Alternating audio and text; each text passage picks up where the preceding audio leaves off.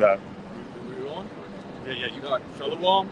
All praises, honor, and glory to our power. Yahawah, BAHASHAM, YAHAWASHI, BAHASHAM, Rakakadash.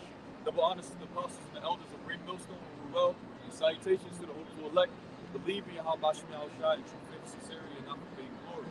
We out here once again to do our job, our duty, all right, to perform the will of the Heavenly Father, His only begotten Son, and to prophesy the end of America, which in the Bible is known as Babylon the Great.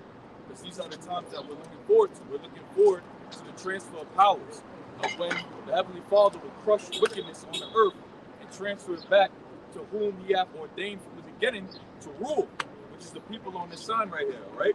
Even though the people on this sign is sick in their damn heads, they're allotted to rule the earth. Get Matthew 24:1. Matthew 24:1. And Yahawashi went out and departed from the temple, and his disciples came to him for to show him the buildings of the temple. And Yahawashi said unto him, See ye not all these things? Verily I say unto you, there shall not be left here one stone upon another, that shall not be thrown down. And as he sat upon the Mount of Olives, the disciples came unto him privately, saying, Tell us, when shall these things be?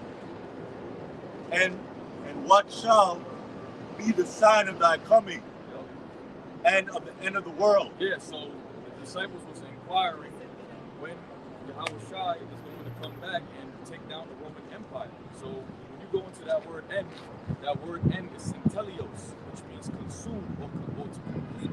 Because when a kingdom is at its height or it's completed, then it becomes consumed by the next nation that the Heavenly Father ordained. You can read more about that, or the cycles of how that happens in Daniel's 2nd chapter.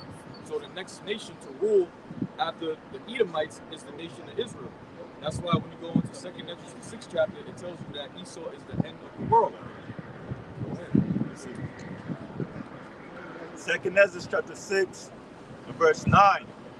For Esau is the end of the world, and Jacob is the beginning of it that followeth. Because Jacob is going to consume Esau. Now, what it means by consume, all of the lands, all of the resources, all of the riches that these devils had, whom the Most High given them, will be translated or transferred to Jacob, who is the progenitor of the Israelites, man. Because they're next up to rule. Starting with Yahawashi, who is an Israelite from the tribe of Judah. Okay? And he's going to share his inheritance with his people, man.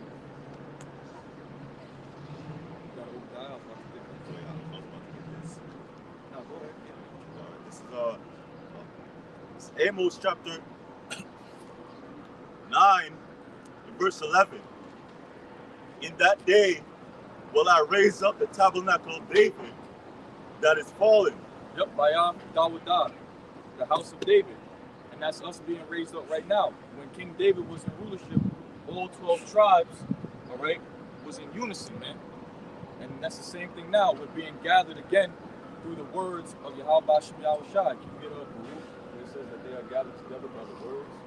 Right? And close up the breaches thereof. Close up the breaches thereof, because at a point in time, the tribes were split, all right? And there was envy amongst the tribes, man. But now the Heavenly Father have closed those gaps, all right? And thou wilt raise up his ruins, and I will build it as in the days of old. And that's prophecy happening in real time. The Lord is building up as in the days of old. Now we're coming back to our heritage that we were discontinued from. Now we're coming back to our power. We're coming back into our orderly stead. Okay, we're getting the wisdom back. All right, and we're prophesying the end.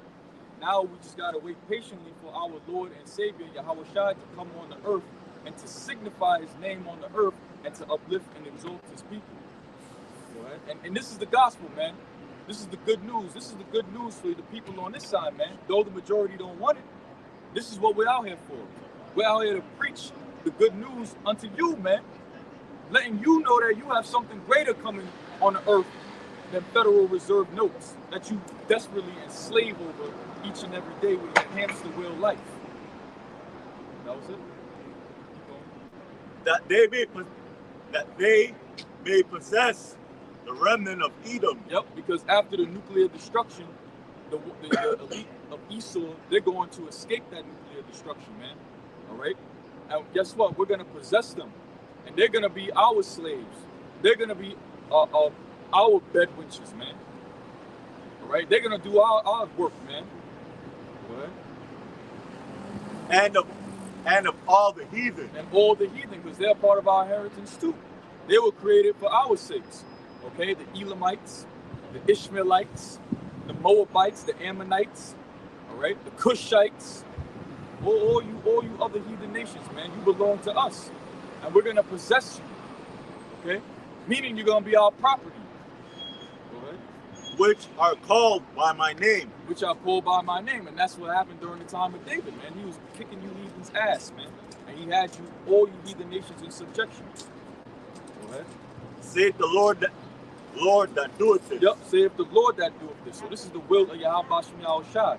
So all you quote unquote people that report hate groups, hey man, take it up with the Lord, man, because this is his will. This is what he wants done on the earth. Okay? We're just the vessels. We're just relaying the message. Okay? That was it. That was the point.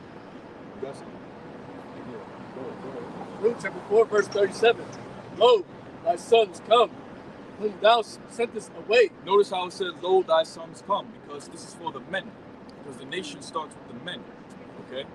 That's why when you go into the word sons, it's bond. Go ahead. They come gathered together from the east to the west by the word of the Holy One. And that's why you see there's great millstone camps all throughout the four corners of the earth. Because we're now all gathered together under that one banner. All right, which is the word. One name. Yahawah, BAHASHAM, YAHAWASHI. One baptism. As it speaks about in Corinthians, man. Go ahead. Rejoicing in the glory of YAHAWAH, BAHASHAM, YAHAWASHI. And that's what we're doing right here. We're rejoicing in the glory of YAHAWAH, BAHASHAM, YAHAWASHI, man, because we know that our salvation draw nigh. We know that this little suffering, this little sorrow that we're going through right now is only temporary. And very soon, man, our sorrows is going to be turned to joy. There's a scripture that says that. I believe it's Psalms 126. Oh, you got it? Go ahead. This is Psalms chapter 149 in verse 5. Let the saints be joyful in glory. Yeah, let the saints be joyful in glory. And we are going to be joyful, especially in the kingdom when we got our new bodies. We won't have a care in the world. We won't be able to sin against the Lord. We're going to wake up singing and dancing.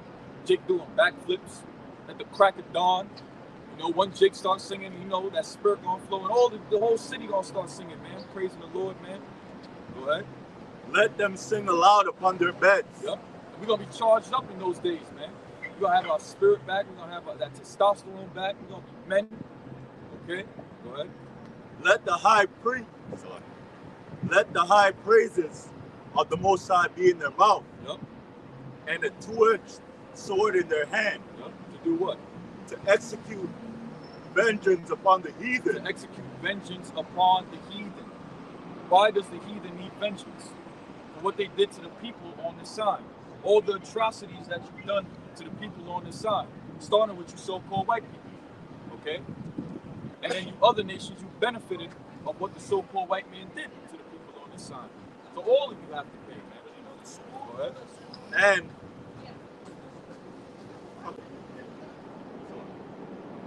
And punishments upon the people. Yeah, punishments upon the people for what you've done on the earth. Okay, because in the kingdom of heaven, you other nations, y'all still gonna sin.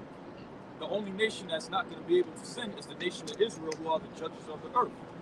All right, and so you sinning, we're gonna have to execute justice, which is the administering of the law.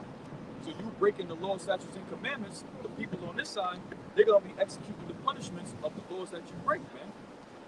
Go ahead. To bind their kings with chains. Who are the modern day kings? Your King Charles, okay? Your Vladimir Putin, your Donald Trumps, your Joe Bidens, okay? Your Xi Jinpings, all right?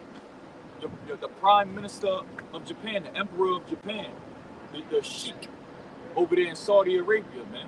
The Saudi princes, which are crypto Jews.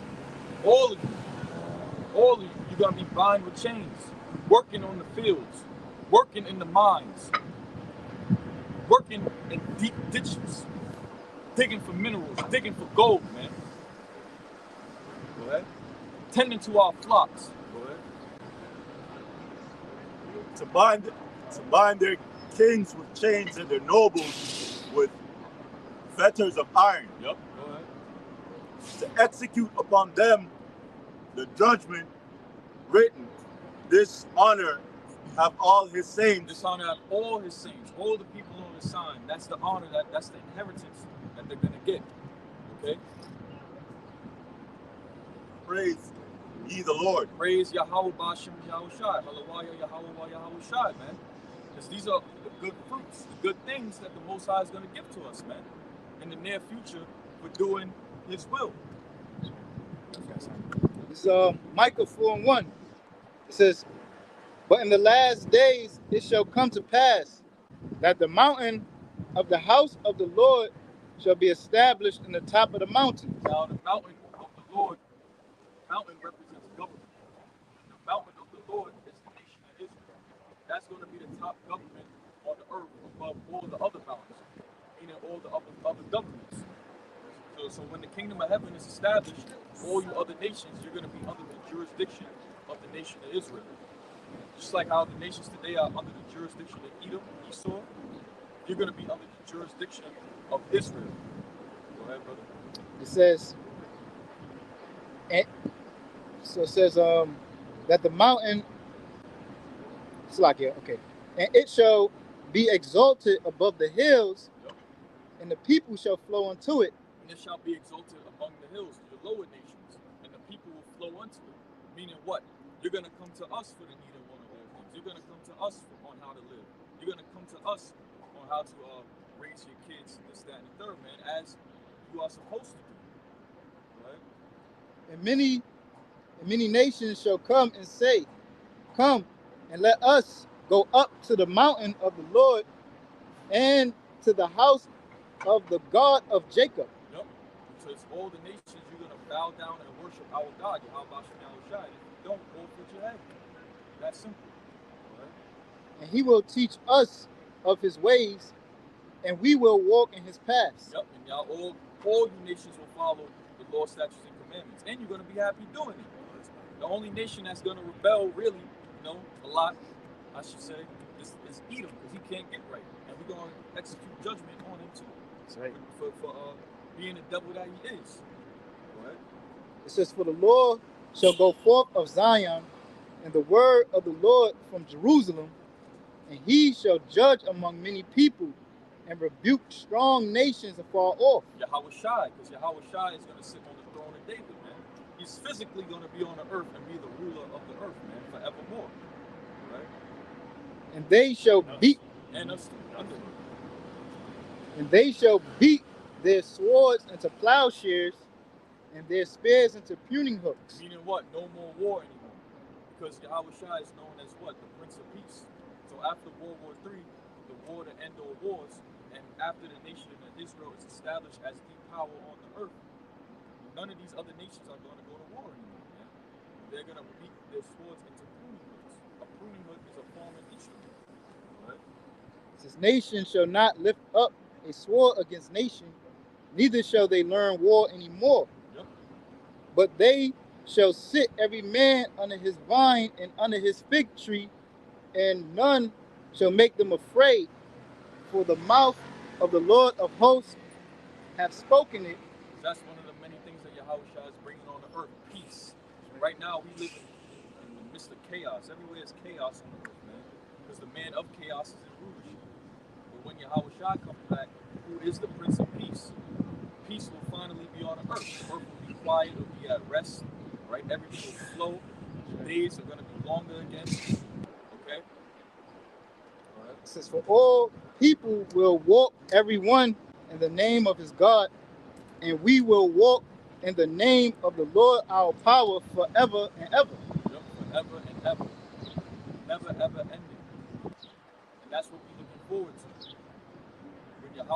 sinners on the earth, and he establishes us as the righteous rulers and kings and judges as we were created to be. So you got something? Psalm chapter 9, verse 16.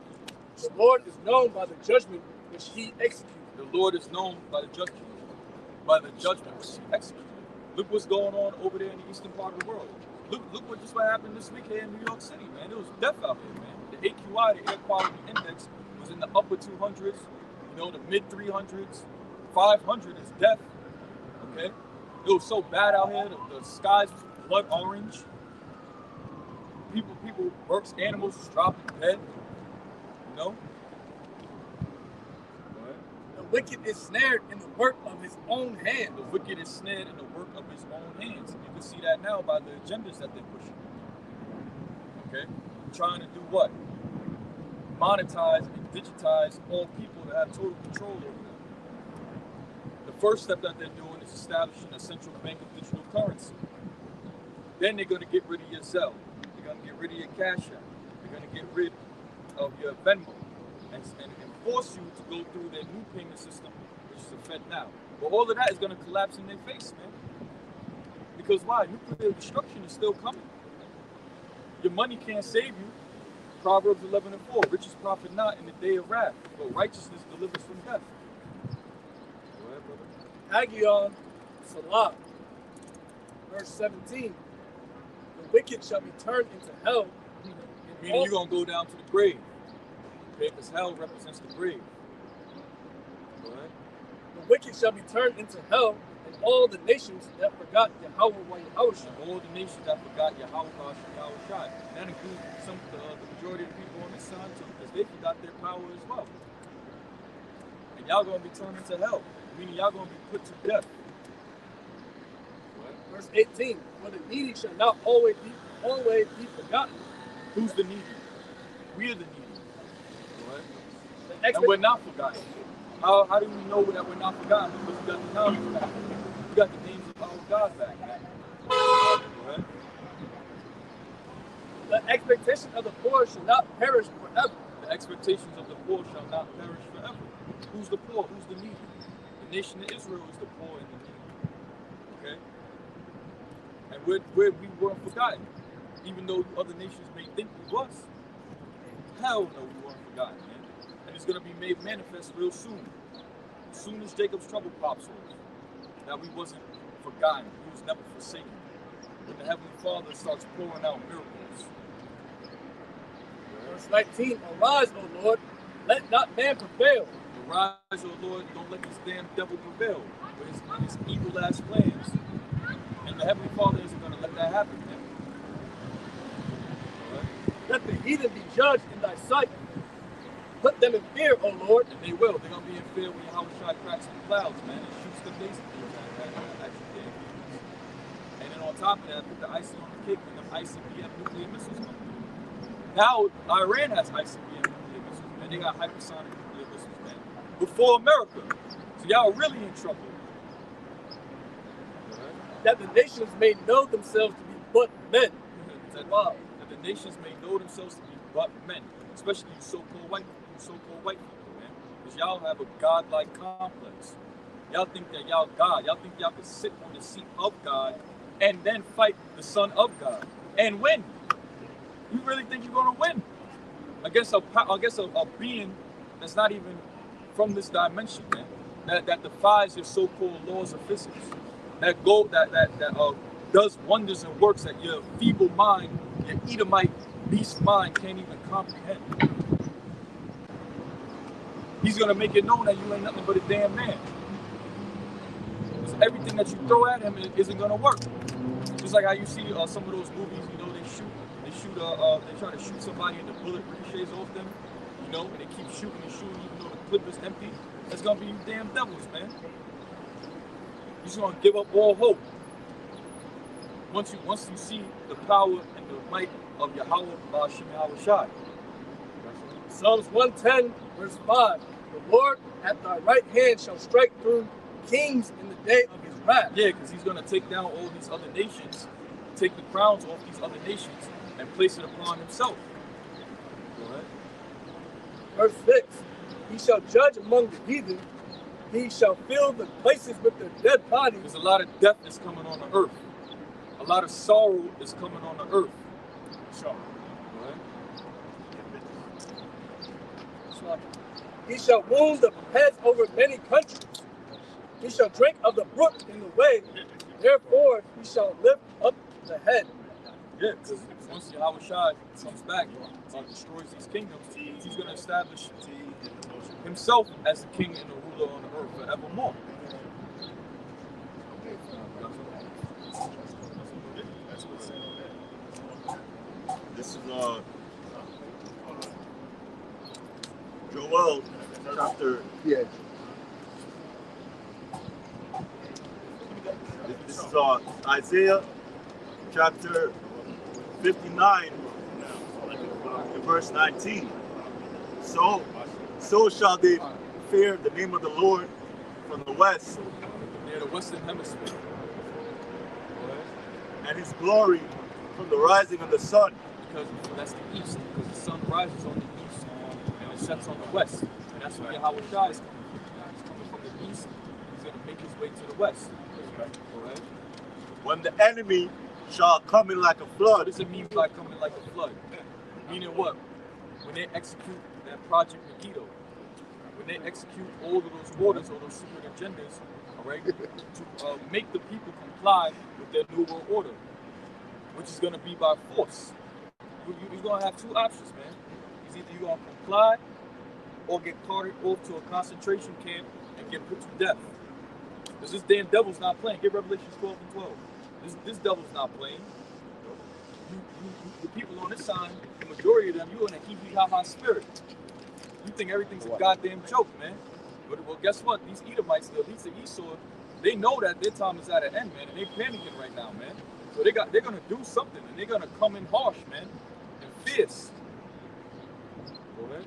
when the enemy shall come in like a flood, the Spirit of the Lord shall Something floods in. It's something that's rush in. So that's how they're gonna militarize themselves coming into your homes. Kick down the door around 3 or 4 o'clock in the morning when people usually asleep, and that's how they're gonna come flooding in. You see how everything's structural. You got the shields, the armor, and you start flowing in. So that's how the enemy gonna come in. Okay? the Spirit of the Lord shall lift up a standard against him. Yeah, that word standard means a way of escape for the men that gave their lives for this truth. The Heavenly Father, in various forms, could either make a way for them, either by spiritual power, the guns jamming. Remember, the scripture says that all things are possible with YAHAWASHI. They're impossible with men, but with the Most High, all things are possible. So a way of escape will be open to the ones whom the Heavenly Father have chosen, which is the elect. When that Russian force, that overwhelming force, when that military comes in, man, and you niggas don't even know, man, they got Chinese Communist Party police stations setting up all throughout the country, man. They got North Koreans coming in because there's a huge migration problem. There's North Koreans coming in, man. They already got foreign troops that the UN have already signed into law. So when these things happen, man, they gotta have these foreign troops come in. They don't even speak English, not even a lick of English, right? And they're gonna be over drugs and all type of spirits on them to do what they was ordered to do. They're sleeper cells, man. They're sleeper agents, man. All they gotta do is call you and say one word, activate you. A completely different person. It's just a killing machine. You just go around just murdering Jake, killing Jake, raping your woman right in front of you, man. Blowing off your baby's head, all right? Tying you up and having you watch. And then once they done, they're gonna kill you and her, man. These are the times that we're coming into. When the enemy shall come in like a flood, go ahead. The Spirit of the Lord shall lift up a standard against him. Yeah, so there's gonna be certain men on the earth where the Most High is gonna put that spirit on them to be able to fight or to be able to have flight. Just like how he done with King David. Just like how he done with Joshua, man. Okay? Samson and other mighty men in the scripture, the Maccabees brothers. He's going to put that spirit on you to be able to fight off these troops. There's actually a scripture in the law where it says, one man shall chase 1,000 and two shall put 10,000 to flight. These are the times that we're coming into, man. But are you prepared? No. Only thing a nigga's concerned about is if the Nuggets or is going to win the finals or anything. Go ahead. Isaiah chapter 54, verse 17. No weapon that is formed against thee shall prosper. Right, if the Most High is on your side, no weapon formed against you shall prosper, man. It don't matter if you got a big ass tank, all right, an M1 Abrams or M1A5 Abrams or T28 right in front of you. You know, with their heat pack shells shooting you, it don't matter, man. The shell might jam, the tank might explode. Go ahead. It's not only that. A man of the Lord has angels around him constantly protecting him and guiding him, man. That's Psalms 34:7. Go ahead. And every tongue that shall rise against thee in judgment, thou shalt condemn. Yeah, you scoffers out there scoffing. Every tongue that rises against thee in judgment is going to be condemned. Go ahead. This is the heritage of the servants of the Lord. This is our inheritance of the servants of the Lord. Do we serve the Lord? Yeah, we do. Are we looking forward to this inheritance? Yes, we are. Okay? Because we got fighters in the camp, man. Brothers that know how to fight, man. We ain't quiet boys, man. Go ahead. And their righteousness is of me, saith the Lord. The thing is, most I don't even care about that. We got fighters in the world. And what's coming, fighting skills and ability is not going to save you. You got people that are expert in shooting. Like Jakes on the trial, being experts, marksmen, but this time presented itself, when these events happen, the only thing that can protect you is the Most High. And the Spirit of the Lord can be with you to deliver you from these times. But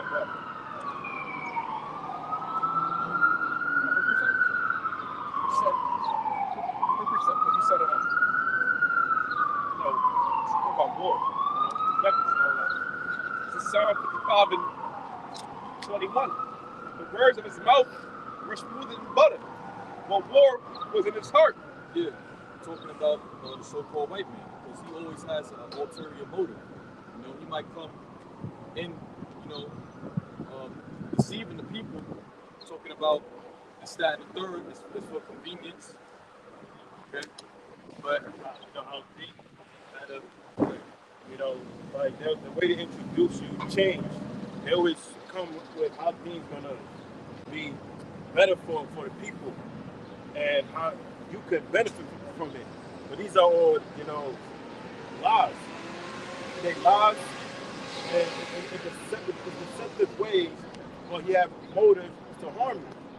So his words are smooth than butter, so it's smooth words, but the outcome is always hurt and death that follows behind it. Right? His words were soaked in oil, yet were they drawn swords. Yes, it's drawn swords. What do you do with a sword? You kill. And that's his motive. His motive is to kill and destroy. And he just don't kill and destroy. He have to butter you up. And he gonna butter you up like right now. Well, not right now, but it's been going on.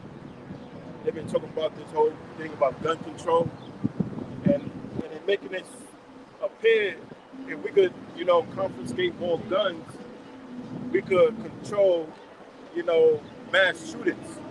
And some people will be like, yeah, you know what? We gotta vote. We gotta go to, we gotta go to where we gotta go, and let's vote against guns. Let's ban guns. But his motive is really to run down on you. And when you do run down on you, you have no way to protect yourself. So that makes you totally defenseless. Right? That was it. And then it said, war was in his heart.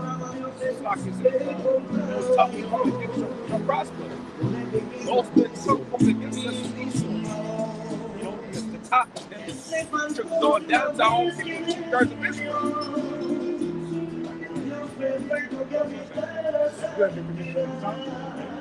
This is Psalms 40, Psalms 140:1. It says, deliver me, O Lord, from the evil man. Preserve me from the violent man, which imagineth mischief in their heart. Continually are they gathered together for war. That's why recently they're saying that blacks, Hispanics, and Indians are the new face for white supremacy. Because they're imagining what? Exterminate each other. And they want to paint this narrative that these people on the sign is the problem of what's going on the earth or in the country. So they can justify, exterminating y'all, man. Because that's the MO. They want to get rid of the people on the sign. That's what the Edomites want to do. Because you are their natural born enemy, man. Right? It says they have sharpened their tongues like a serpent. They have sharpened their tongues like a serpent. They all, their eloquent speech, going up there with their summits and their presidential speeches, talking about we're here for the people. But in the meantime, every day they're taking away more and more of your so-called freedom, man, and trying to have total control over you. Legislations and their bills that they pass, that's really how they come in that Jake. It's not just a thing of weapons. They got it of weapons, but now it's also a thing of they put your name in the news and say this is wanted. They put your face up and your own family turn against you. So Esau will come against us in all different levels. It says they have sharpened their tongues like a serpent. Like a serpent, man. They're deceitful. A serpent knows when to strike and when not to strike. So what Esau is doing right now, he's waiting for the right time to strike. You see the list is piling up against the nation of Israel. Now they have the deep fakes. All right, now they have the AI technology.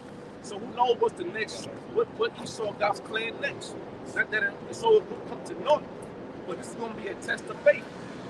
It says the adder's poison is under his lips. The adder's poison is under his lips. It's a poisonous snake, man. All right, and it's Esau's poison for people. Just like that snake.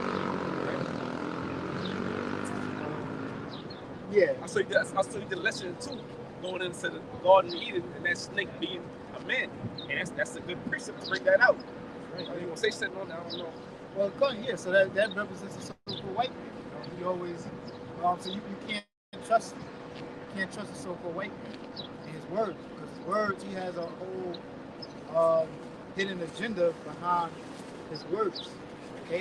And his agenda is to take you down. He'll speak peacefully for you to make false promises, but his agenda is to destroy you. Like just like the serpent back in the garden, which was a me. And that serpent beguiled Eve, but he had a whole another agenda to what? Destroy the righteous. The righteous of the Lord. And that's what Eve, like the brother was speaking to. Esau, he's gonna do that in these times too. You got it.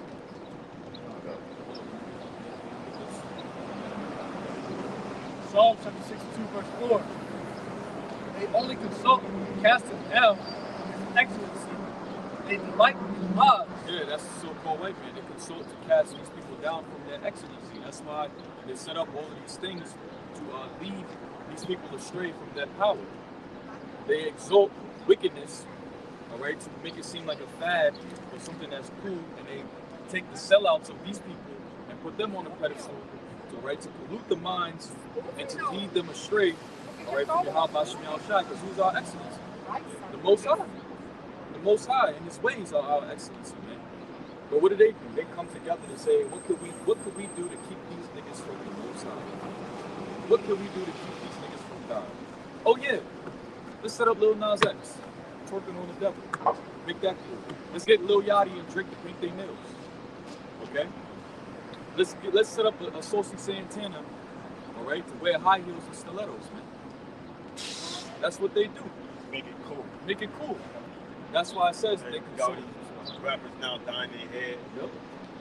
And they try to have these long ass dreads.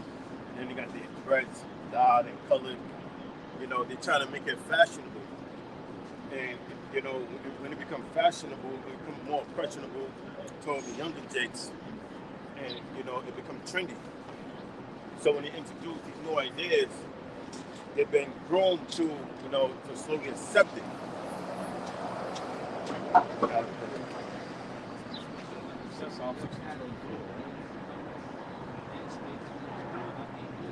They bless with their mouth, but they curse inwardly. Yeah, they bless with their mouth, but they curse inwardly. They might throw around, so-called black people, they went through the most struggles in America. Meanwhile, they setting up another door, all right, to destroy you, man, to displace you, all right? Just look at what Eric Adams is doing, man. Trying to pay Jake, all right, $150 a day to keep some minority immigrant in their house, man. You don't even know, man. Right? Soon you might make it to a law and force it upon you, man. To low-income households. Knowing this man, because he's in cahoots with Esau as well. All right? Psalms chapter 94, verse 20. Shall the throne of iniquity have fellowship with thee, which frameth mischief by Allah? Yeah, the throne of iniquity is the damn Edomites, man. They're the most wickedest people ever. What do you have to do with the Heavenly Father, man? Which you frame mischief by law, right? You try to proclaim that these laws that you set up is for the benefit of the people, but really it's for the benefits of the elites, to stray away power from the people and more control to you. That's why you want to digitize everything, all right? You try to say, oh, it's to combat money laundering, or we could track payments. Really, it's so you can control people, man. So you can put a seat in people, man. Right? Have control of their soul. Trying to be like the Most High. Go ahead. They gathered themselves together against the soul of the righteous. They gather together against the soul of the righteous. They have these meetings, they have these summits to further inquire ways on how to destroy the nation of Israel. Point blank period. Go ahead. And condemn the innocent blood. All right? They want the innocent blood of the Israelites, man. And you damn devils, you condemn them. You shoot down innocent so-called black men, Hispanic men, innocent Native American men. You poison their water systems. Give them processed foods, which has all types of chemicals and pesticides to break down their immune systems. Put all these evil-ass drinks like mummies in Arizona to destroy their testosterone, to destroy their reproductive systems, right? Put all these drugs out here on the street to destroy various parts of their systems, man. All right, you just did this whole, you deliberately caused a forest fire to destroy the respiratory system of Jake. You see, like now, where you go, you have a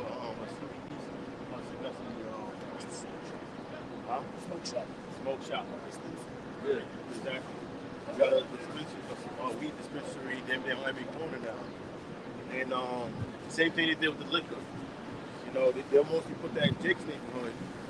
And because, what it does, it takes away, like, you see the people that smoke a lot, you notice, like, they become lazy. And they're not aware. So you see them now starting to put it in Jake's neighborhood even more. Like you see it in Manhattan, but Manhattan is a major shopping district. But the Esau neighborhood, you're not gonna see that shit there. But they'll throw that shit in Jake's neighborhood. And because Jake, they doing that shit, they doing, they maybe have fentanyl inside their weed, experimenting. I saw one video of a crackhead. He had what was this shit? I don't know what. I don't know. It was some type of gin or some type of white liquor, and he missed all his teeth. He's like, yeah, I put weed inside my liquor and a couple of crack rocks. He's like, I created this shit. And he was serious. He shaked it up, drunk it. You know what I'm saying? But that's condition of our people. They're all under the influence of addicted to something.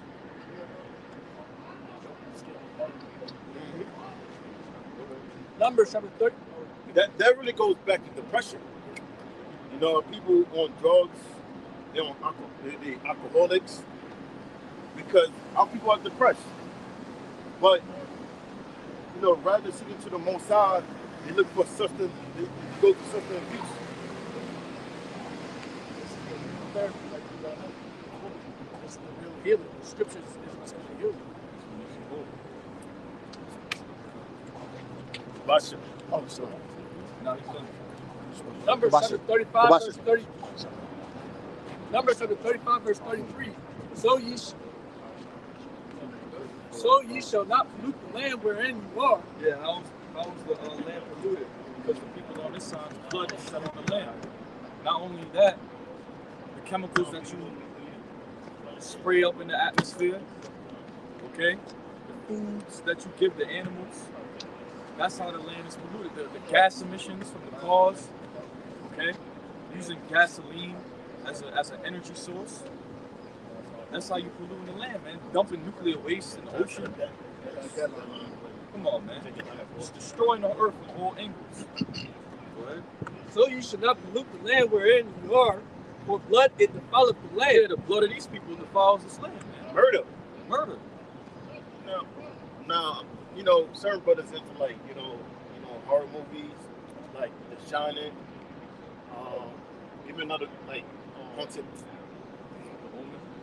The Omen. So I didn't see that one. What's the one? Sixth Sense. Sixth Sense. What are you talking about? Is it one in Long Island? Silent Hill. What's the one in Long Island? Sleepy Hollow. No, not Sleepy Hollow. It's one in Long Island. It's based off a true story of a haunted house. It's gonna come to me later.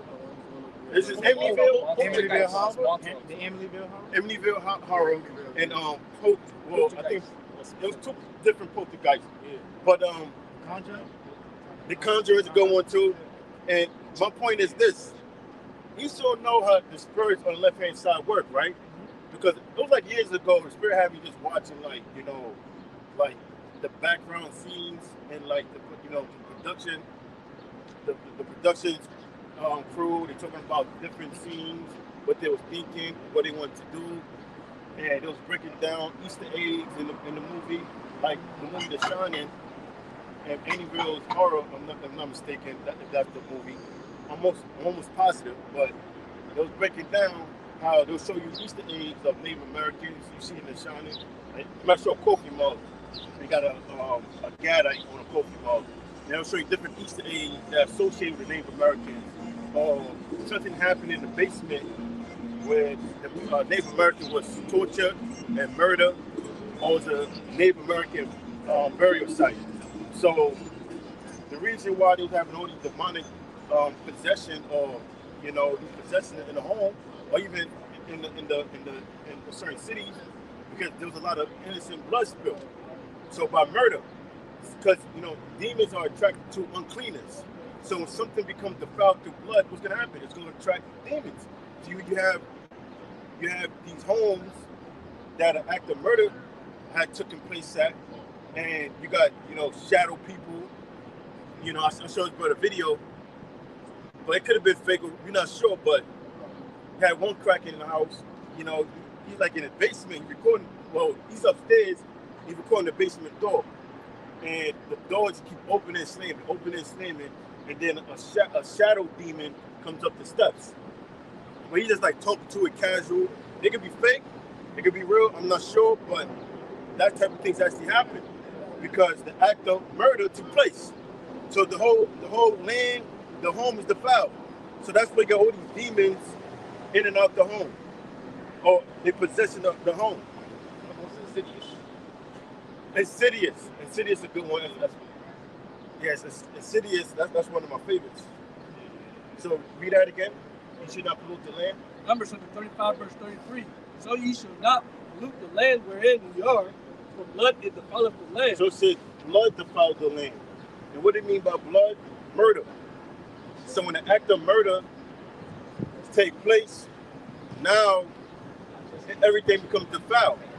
Because the shedder of blood have to be, his blood have to be shed on that same land to make it clean, to make it right. Because you had murder, you had justifiable killing. When we have justifiable killing, you your hands is clean. That's why we read certain scriptures. It says, like in like Leviticus 20:13, and it speaks about the killing of a zesty person, right? And it ends it with, for their blood should be on their hands, meaning it's not murder. So the act was justifiable, and there's no blood on your hands because it was justifiable. But if blood is on your hand, meaning you've been found guilty of the act of murder. Okay? And the land could not be cleansed of the blood that is shed therein, but by the blood of him that shed it. Foul not therefore the land which ye shall inhabit, wherein I dwell, for I the Lord dwell among the children of Israel. Okay. Just like what the brother said, man. The only way that this land can be cleansed is if the ones who shed that innocent blood is shed. And that's righteous, man. That's a righteous balance right there. And who was the ones that shed the innocent blood? It was the so-called white people. Okay?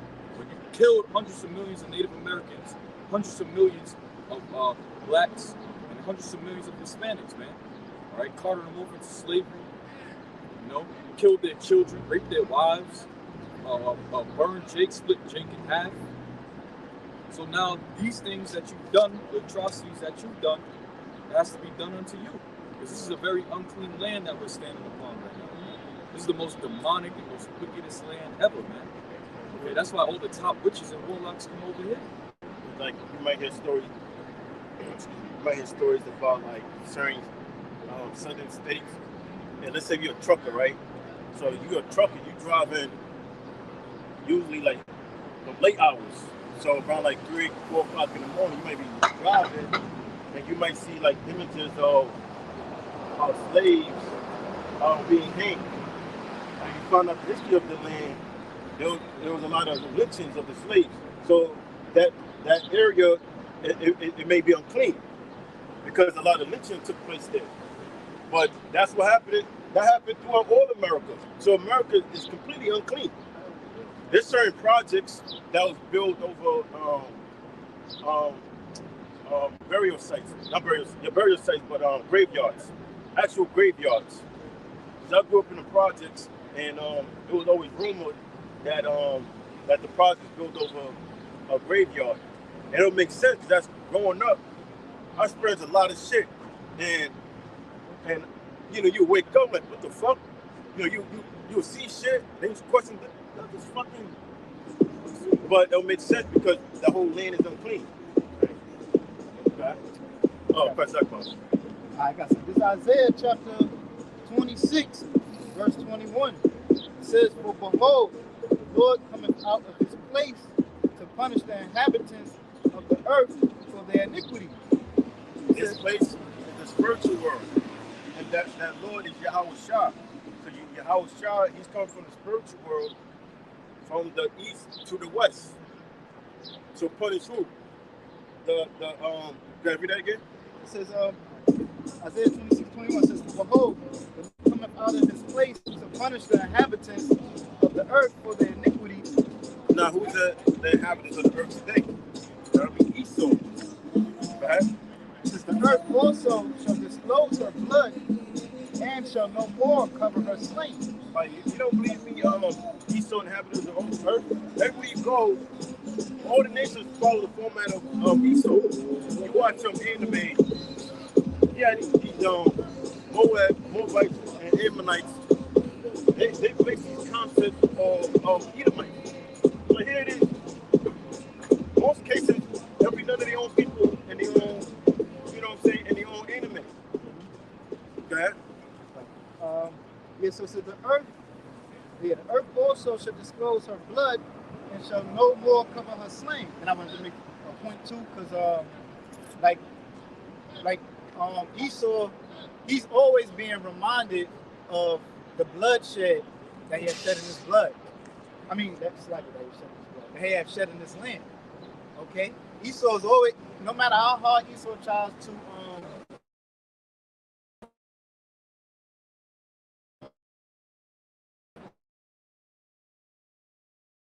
well, they, slaves, they came here voluntarily. No, he always gonna be reminded of the blood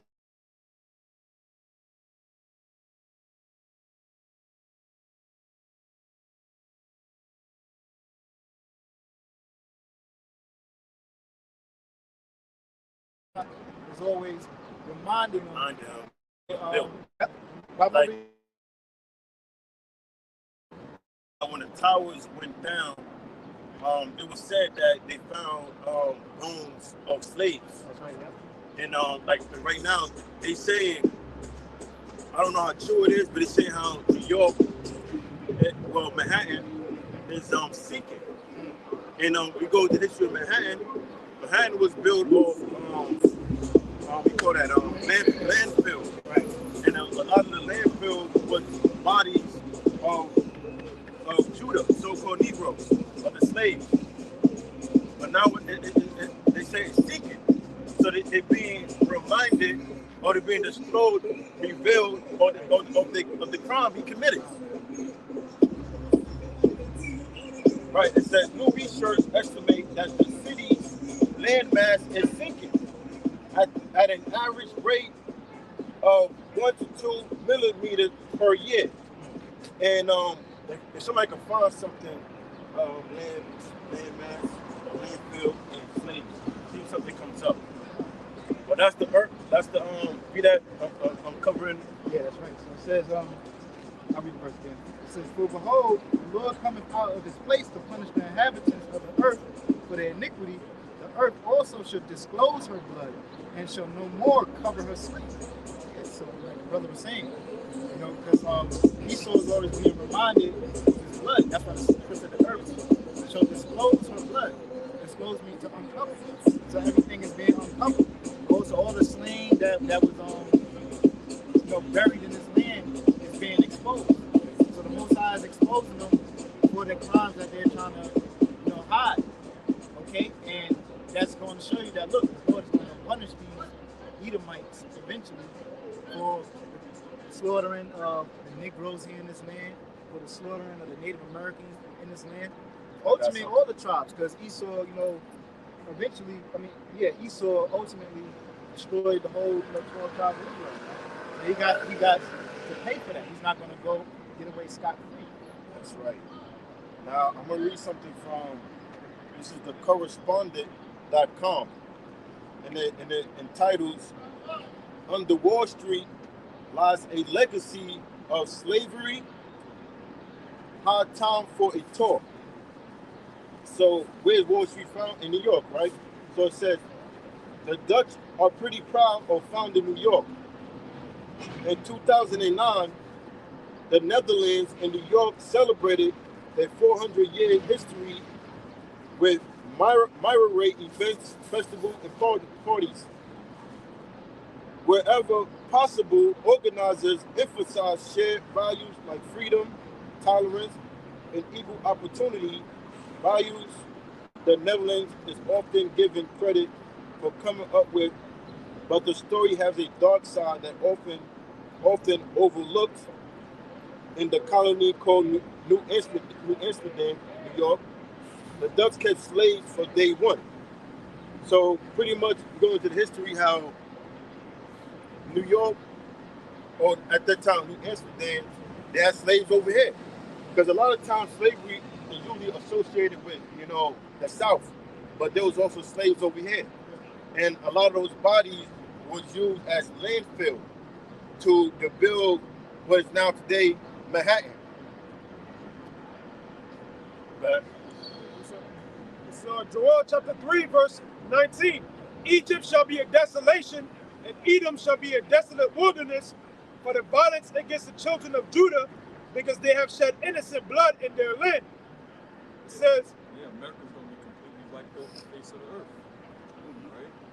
The Edomites, as a people, you're going to be wiped off the face of the earth as well, for the violence that you've committed and the innocent blood that you shed on the people on the side. Right? America has to go. This land is so unclean, it's so evil, wicked. It tells you that the sins of America reached up into the heavens, man. hey, good point is Seneca Village. Good history, Seneca Village is a bunch of Jakes living there. Negroes, Latinos, even had the Irish living there. But it was mainly Negroes, man. All right, which is Judah, tribe of Israel, the top tribe of the nation of Israel. And what happened was they took what law to put in place for that, man? Anyways, they used one day laws, one day bills, right? And they moved the Jake out of Snicker Village and turned it into Central Park. And that's just one situation where that happened. Also, the Lincoln Performing Arts Center, that was also an Ephraimite in Jake neighborhood. And then an investor, he bought up the areas of that land that pushed Jake out, and he built a Performing Arts Center on top of where Jake used to live. That's another instance. Damn devils, man. Got a quick article. This is going back to what the brother was on to. It's from Color Lines, and it reads Ground Zero Slave Graves.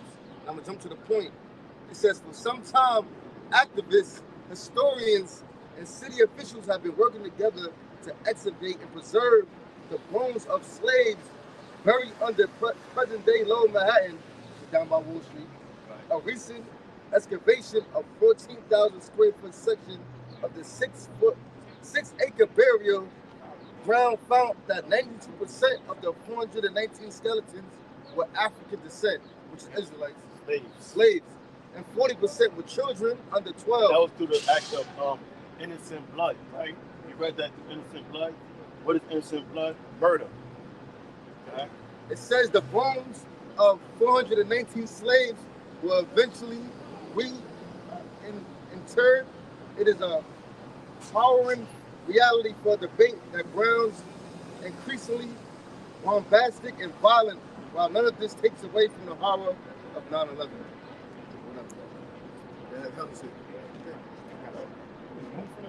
It says, verse 20, but Judah shall dwell forever, and Jerusalem from generation to generation. For I will cleanse their blood that I have not cleansed, for the Lord dwelleth in Zion. Another one is Black Wall Street. You know, if you're on Black Wall Street, what you did to Jake when he was driving, making some money, you know, because they coming out of slavery, they got some money in their pocket. They had Black Wall Street, but then they murdered Jake over false accusations. The Psalms 9 and 12. It says, when he maketh inquisition for blood, he remembereth them. He forgetteth. I'll read it again. Psalms 9 and 12. When he maketh inquisition for blood, he remembereth them. He forgetteth not the cry of hunger. Yeah, that's right. So that's the Most High when he maketh inquisition for blood, man. Inquisition means to question. Just like when Cain slew his brother Abel, what? The Most High, he questioned that. Where's that brother Abel, man? The voice of his blood crying unto me. So that's what it said. He forgetteth not the cry of hunger, man. That's right. But the scriptures say the innocent and righteous blood crieth unto me. So though all those slaves and natives who had their blood shed in this land, when their spirits went up to the heavens, man, they complained to the Lord for what was done unto them on the earth. Okay? And those cries is continually going up to the Lord, man. So the time is going to come where the Most High is he's going to bring judgment on Esau for all the bloodshed that he have committed upon the Lord's people, man. They're not going to go scot-free. The time is going to come of their judgment. This is Ezekiel 35 and verse 5. Because thou hast had a perpetual hatred and hast shed the blood of the children of Israel. Perpetual means everlasting. Because these Edomites, they had the spirit of hatred since the beginning. Right? Since during the garden. Since during the time of the sons of God, man. Right? It says by the force of the sword in the time of their calamity. The force of the sword in the time of our calamity, when we were in slavery. When we had nothing. When we were powerless. You exploited us. It says, in the time that their iniquity had an end. Therefore, as I live, said the Lord, Yahawah, or YAHAWASHI, I will prepare thee unto blood. And that's what the Most High is doing. He's preparing you unto blood, man. Because now all of the atrocities and the wickedness that you've done is being revealed at an all-time high. Right. To the point where you can't even hide anymore, man. That's the Inquisition. Yep. That's when Inquisition is we get to inquire. So now, when an event takes place, now you're going to inquire about the matter. Like, hold up, So inquire pretty much means to investigate the you right to investigate the facts now. So now you see, most I see Jake is all messed up in a lower state, and America thrived through bloodshed. So now the Most High said, "I'm gonna prepare out the blood now." Because if this great empire, this kingdom was founded through violence, so now the Most High is going to bring it down by what? Violence. By violence. Message. It says, I will prepare thee unto blood, and blood shall pursue thee. Seeing thou hast not hated blood, even blood shall pursue thee. The same scripture, NLT. Ezekiel 35 and 6. As surely as I live, saith the sovereign Lord, Most High, since you show no distaste for blood, I will give you a bloodbath of your own. Woo. Your turn has come. Your turn has come, brother. Right? So all you've done on the earth was just shed blood. Not only to these people, all the nations, man. Everywhere you go.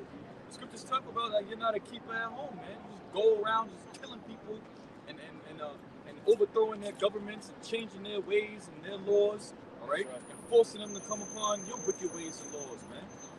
Right? That's your nature. Like a good example of that is the mafia. Like you listen to this guy, Michael Francis. He always goes to stories about the mafia and his day. And he would say at times, he said he learned it from his father. So when it was time for somebody to die that broke the oath or they did something that was against the rules, they would ask, how should this person die, or how should we kill them? And you would say, at the time, it would be the same guy that always be like, what, do this person, or just kill him, no mercy. And when their time came, they remember that guy and never showed mercy on anybody else, so they would show mercy on him.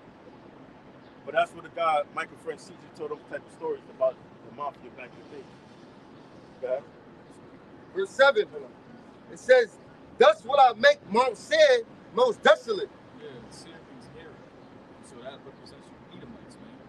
He's going to make you most desolate, meaning you're going to be completely empty, waste. Right? It says, and cut off from it him that passeth out, and him that returneth. Yeah, ain't going to be no more remaining of the house of Edom. Right? Verse 8, and I will fill his mountains with his slain men. And that's what's going to happen here in America, man. It's going to be a lot of dead bodies here in the streets of America real soon. A lot of dead Edomites real soon, man. It says, in thy hills, and righteousness, and in thy valleys, and in all thy rivers shall they fall that are slain with the sword. And not only here in America, it's going to be over there in Europe too. Okay? It's going to be over there in Russia too. Everywhere where Edomites dwell, man.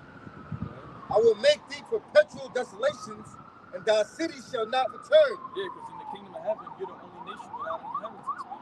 You're not going to have no land. You're not going to have nothing. Okay? Absolutely nothing. The only thing you're going to have is an Israelite foot up your ass. And then after we're done with you, you live out your judgment.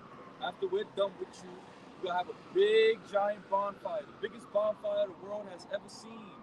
All right? And then we're all going to be dancing, cheering, praising the Lord one by one. Doom. Doom. Doom. Praising YAHAWASHI, YAHAWASHI. And then once we get that last devil, doom. That's it. It's all said and done, man.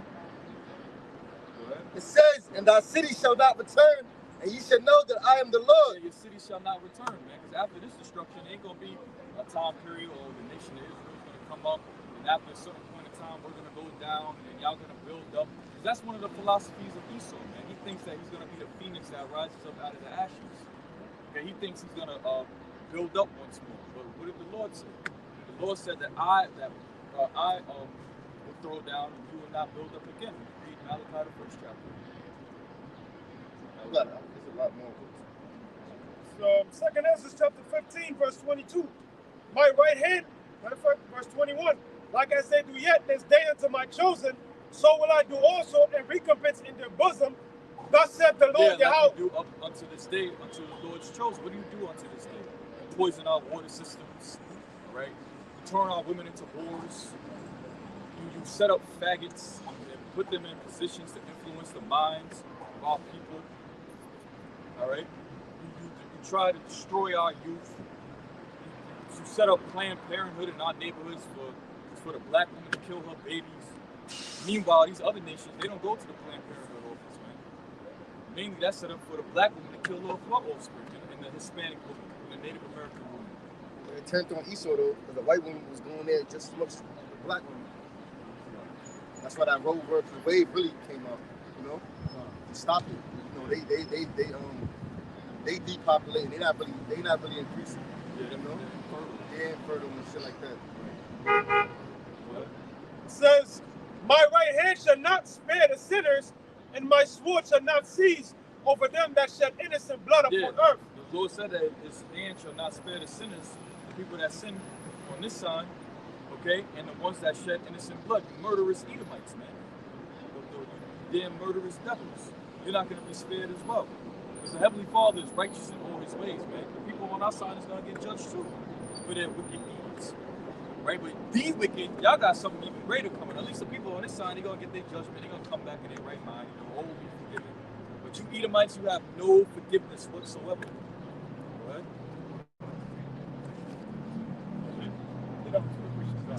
This is Exodus 20:13. It says, "Thou shalt not kill."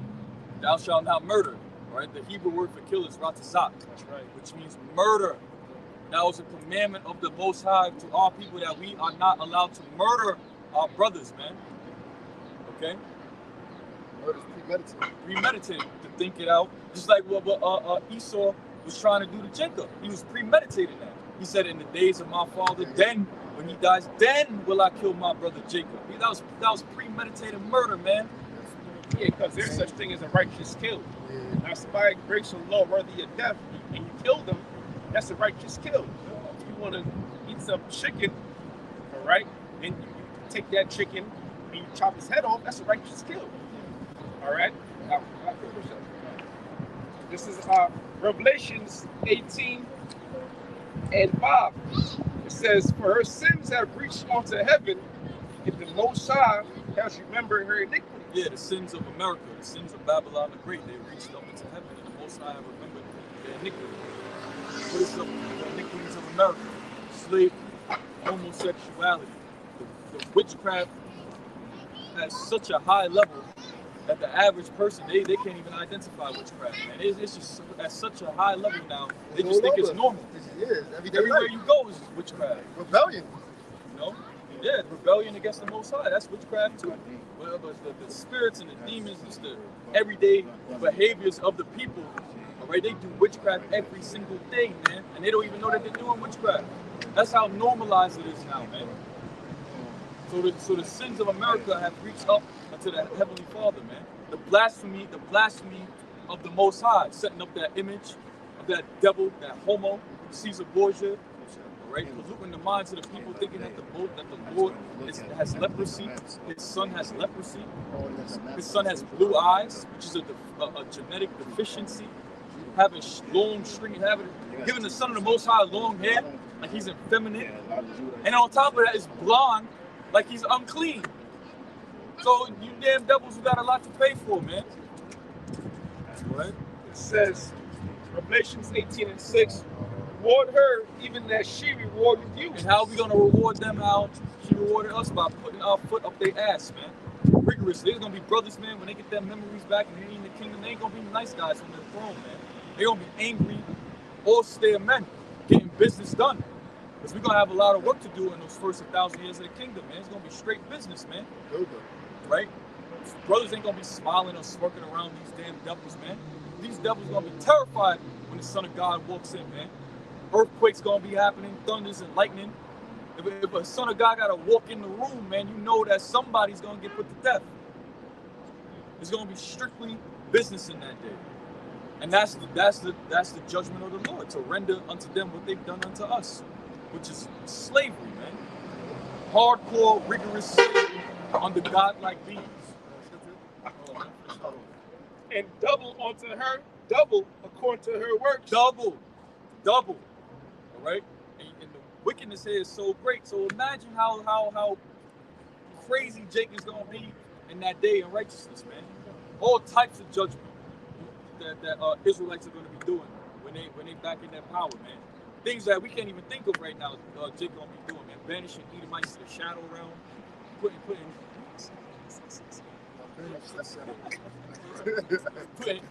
Edomites in a bottle and just throwing them in the middle of the sea.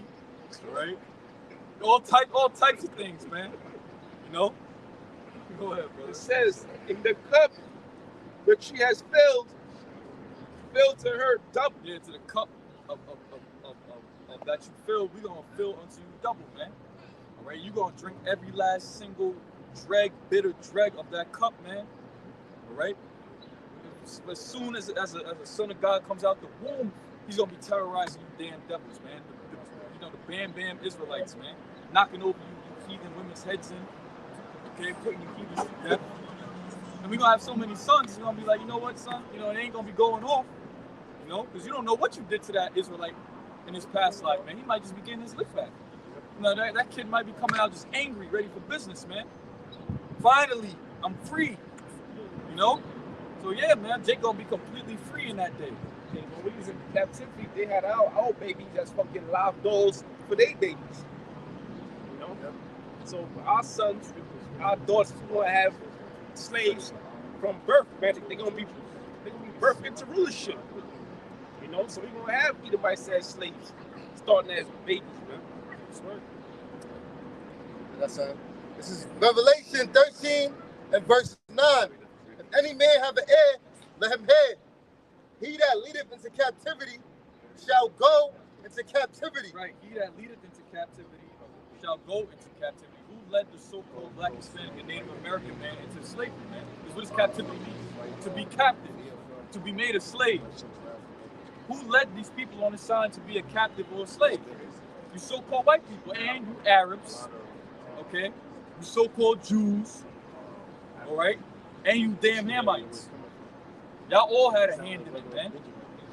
So you're gonna be led into captivity. You're gonna be out there on the salt mines, in the sugar cane fields, all right? Out there picking peppers, out there picking coconut, climbing up the 80-foot coconut tree. You know the nursery story time, Jack and the Beanstalk. We're gonna have trees that long, man. You're gonna have to climb that whole shit, man. You have to climb up, climb back down. If we want you to climb up again, man. We're gonna have you climbing mountains for 3 to 4 days straight. We might have the mountain collapse, all right? We might do like Amaziah, man, lead hundreds of thousands of Edomites up to the top of mountains, push you up the damn mountain, just watch your blood just mingle all down the mountain, man. These are the things that I look forward to, you know? I'm gonna have a bottle of wine, boom, watching the Edomites just be dismembered, man. So the scripture says, he that leadeth into captivity shall go into captivity. Go ahead. It says, he that killeth with the sword must be killed with the sword. He that killeth with the sword must be killed with the sword. Meaning what? It says, he that killeth with the sword. The sword is what? An instrument of death. The modern day sword is a gun. You killed hundreds of millions of Israelites with the Gatling gun. Your disease warfare killed hundreds of millions of Israelites. Have we forgotten about the Tuskegee Airmen? I haven't. All right? The AIDS virus. Another thing. You over there in Ghana exploiting Jake for chocolate, man. For your cocoa, man. You over there in South America exploiting Jake for the cocoa leaves for what? Cocaine. And you know how to make cocaine, man. You need the cocoa leaves. You need lime, ethanol, lots of ethanol. Okay? You need petroleum and a lot of time, man. And you know how to do it. Right? And you have a more efficient way of doing it, man. So you damn devils will expose at an all-time high, man. You're going to be doing all that you see Jake doing. You're going to be the next blue-collar workers in the kingdom. Right? It says, he that killeth with the sword, must be killed with the sword. You must be killed with the sword, man. Must. All right? It has to happen. There's going to be certain Israelites, they're just going to walk up on the devil and let you bleed out. You know? Right? Here is the patience and the faith of the saints. Yeah, so this is the long suffering, the things that we look forward to that we see not. That's our patience and our faith. This is what we suffer patiently for, man. To have our hands, have a fucking cracker, or picking our cotton, digging our ditches, digging for our gold, man. Okay? You ain't cooking my food. I'm gonna have some salmon doing that. But you gonna be out there tending to the cattle for my food. You're not walking in the kingdom. Yeah, you're not coming in my palace. You ain't not one devil coming in my gold palace. None of that. All right. If I want a concubine, I'm gonna have a separate outhouse for my concubines, man. You ain't. Yeah, an Edomite one. You're not gonna gaze upon my old gold and sapphire and ruby floors, man. You're not infecting my palace with your nasty, defiled, barbaric, leprous presence, man. It's not happening, man. Unclean presence, man. No, not happening, man. All right. You're not coming within 10,000 feet of my main house, man. Right? It's not happening. Right? Main castle. I'm gonna have separate little houses where I'll deal with the Edomite women and my Edomites, but my main purity, where you see my glory and you see what I work for, you're not coming near that, man. All right? Go ahead, bro. That was it. 33 and 26. Sirach chapter 33, verse 26. Start at verse 25. Sirach chapter 33, Sirach chapter 33, verse 25. If thou set thy servant to labor, thou shalt find rest. Yeah, and you're gonna have a very laborious work in that day. The scriptures talk about continual employment.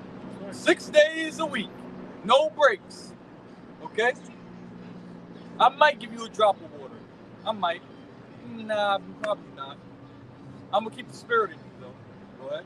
But if thou let him go idle, he shall seek liberty. Yeah, if you let him go idle, he shall seek liberty. So we gotta constantly keeping heathens working. Starting with the so-called white man. You ever seen the movie Conan the Barbarian with the Wheel of Pain? It's gonna be you damn devils grinding milk 6 days a week, man. The Wheel of Pain, right? Go ahead. Verse 26. A yoke and a collar to bow the neck. A yoke and a collar. A yoke and a collar do bow the neck. A yoke and a collar do bow the neck, and there's gonna be brothers 8, 9 feet tall with one chain connected, hundreds of Edomites yanking them. Yeah, the angels whistle. That's the right. The other day they try to make it seem like a chariot crash. The Instagram right. When y'all see like 8 foot, 9 foot men. You know what I mean? So they gotta be aliens. Right. I'm like, no, mama, this is a brother. Right. He's having fun. Y'all don't know what's going on. Yeah. You know what I mean? Those are your brothers. Yeah. And that's gonna be us, man. We're gonna be 8, 9, 10 feet tall, and we're gonna have chains around you damn devil's necks, man. Go ahead. And put y'all to work. So are tortures and torments for an evil servant. So are tortures and torments for an evil servant. We're gonna be tormenting you damn devils, man. And you heathens, man. Primarily you devils. What is some forms of torment? Taking his daughter right for $4. That's one. You ain't gonna never see him. Breaking up the families. That's mental health. Throwing him up in the air and throwing knives at him and hanging him on the wall. Throwing knives, darts at him. See what brother can get a headshot. Okay, that's another form of torment. Delimbing you. Putting your hand out and breaking your fingers one by one and healing it and doing it all over again. Taking your ear off, having you scream in agony and then using spiritual power to put it back on and doing it all over again 100 times over, man. So these are torments that are reserved for an evil servant. Go ahead. Verse 27. Send him to labor that he be not idle, for idleness teacheth much evil. You got that passage. Send him to labor. We got it again? Sirach chapter 33, verse 27. Send him to labor that he be not idle. Yeah, send him to labor that he be not idle, man. You know, sitting there just being lazy. Nah, man. You know, you're going to be occupied in the case. The brother mentioned earlier, the scripture say you're going to have continual employment, man. So it's not going to be any unemployed Edomite in the kingdom, man. Everybody's going to have to be put to labor. Do that again? Sirach chapter 33, verse 27. Send him to labor that he be not idle. Yeah, that reminds me of the scripture in Exodus where it mentioned the children of Israel when Pharaoh wasn't trying to let them go and he increased their burdens. He told Moses, you're an idol, you're an idol. You know, you lazy niggas, man. And that's what the so-called white man says to us today, man. You know, we're in this condition because we're lazy niggas, man. That's how they look at the so-called black man and the Latino and Native Americans, man. You know? So in the kingdom, you're going to be continuously employed. Verse 28. For idleness teaches much evil. Yeah, idleness teaches much evil, man. Because you got too much time on your hands. So what are you going to get into, man? Wickedness. You know? Verse 28. Set him to work as is fit for him. If he be not obedient, put on more heavy feathers. Yeah, that's right. Put on more heavy feathers, man. So in the kingdom, we're gonna have different tasks for different Hebrews, man. You know, Esau gonna be in the mines, in the pits. The hardest jobs in the kingdom is gonna be given to the so-called white man, the Edomites, man. You know, and then you're gonna have certain tasks for Moab. You know, Moab, they're good at producing things, and you know they're good workers, man. You know, so in the kingdom, that's what they're gonna be doing, man, producing stuff for us, man. You know. This is Isaiah 60 and verse 10. This is Isaiah 60 and verse 10. And the sons of strangers shall build up thy walls, and their kings shall minister unto thee. Yeah, that's right. So the sons of strangers shall build up thy walls, man. You know, which the strangers is the heathen nations, man. And the scriptures tell us that they're given as a possession unto us. With that, what is that? Armed men who shall be the heathen. Somebody get that. Yeah, man. So the heathens, their whole purpose on this earth is to serve the children of Israel, man. The scriptures tell you that the Most High, He created the universe for the sake of Israel. So if the universe belongs to us, what is the purpose of the heathens? To serve us, man. That's why. Oh, yeah, finish that. So I'm gonna read that part. You get it after. I'll read it in NLT. This is Isaiah 60 and verse 10, NLT. It says, foreigners will come to rebuild your towns, and their kings will serve you. But though I have destroyed you in my anger, I will not have mercy on you through my grace. Your gates. I will not have mercy on you. Yeah, I will not have mercy. Yeah, so the Lord destroyed us in His anger. But you look at the children of Israel, the so-called black, Latino, Native American, man. You know, we're destroyed as a people, man. Let's go to the ghetto, you know, the barrios, the different countries that Jake dwell at, and we're lost as a people, man. The way Jake murder one another and hate each other, you know, the things that Jake would do to their own people that they want to keep the same energy with the heathen with, you know, we're destroyed as a nation, man. You know, just look at the state of our women, you know, destroyed, man. Single mother households, you know, a whole bunch of gangsters and criminals, you know, calling each other, you know, niggas, and you know, that's a state of Jake today. Lawless. Yeah, lawless, man. You know? Living as beasts. Yeah, that's right. Yep. It says, verse 11, your gates will stay open day and night to receive the wealth of many lands. That's right. So that, like the brother mentioned earlier, it's going to be 24/6 employment, man. Day and night, unless it's the Sabbath, which that's the only rest the heathens are going to get, man. You know? So 24/6, these heathens going to be working. You got Jake today doing a graveyard shift, you know? Jake doing 16, 17 hours a day. I've seen it, man. It's Issachar something. You know, he works 12 hours in one store, not that he works 6 hours in the other store, man. Just grinding, just for crumbs, man. Even if he make, like, they say he make 120,000 a year. You know, Jake would think that, oh, you doing all right? That's still fucking crumbs. You got children. Yeah, that shit is not nothing. That shit is going before you. You're a laborer, man. That's right. Yeah. It says your gates will stay open day and night to receive wealth of many lands. Yeah, to receive wealth of many lands, man. So all the heathens, they're gonna give us the best of their lands, man. You know, the best crops, the best women, the best gold, the best jewelry, whatever you name it is going for the children of Israel, man. Just like in the ancient time, you know, when you have the best lamb, you know, especially the ones of the first year without blemish, you know, it was brought to the Lord and to His priests, man. You know, so we're gonna be kings and priests on the earth. So the heathens, they're gonna have to give us their best, man. You know, let a heathen come and give you a lamb with blemish, man. You slay that whole fucking town, man. You know, so they gotta give us the best of the best, man. The best land, the top tier women is gonna come to us, man. The cream of the crop, man. Because we're kings and priests. It says the kings of the world will be led as captives in a victory procession. That's right, as captives, man. If you look at slavery, the way Jake was being led about, when we got off them ships. Matter of fact, even to go to the ships, man. You know, they got different depictions of it. Where they show you Jake is all tied up with yokes of iron around their necks, and you have Ishmael or you have Ham on their horses or whatever they're traveling in, just to carry drag Jake across the whole continent, man. Jake having to walk hundreds of miles to get to a fucking slave ship, man. Then you get on the slave ships, you get packed like sardines, shitting and pissing on each other, throwing up on each other, dying next to each other, you know? For 3 months. You sure it was 3 months? Yeah. Oh, all right, so 90 days, man, for 3 months, man. Can you imagine that? You know? That's straight claustrophobia, man. That's straight hell, man. You know?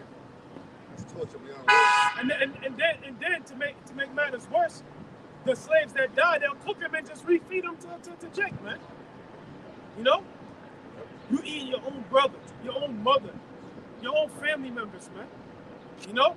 Then to get off of slave ships, you know, they try to take the shackles off you. They said the shackles were stuck to their bones, man. They was joined together, man. You know? Their flesh was rotting away. You know? And now that's just the beginning of your journey. Now you gotta work for the next 40, 50 years.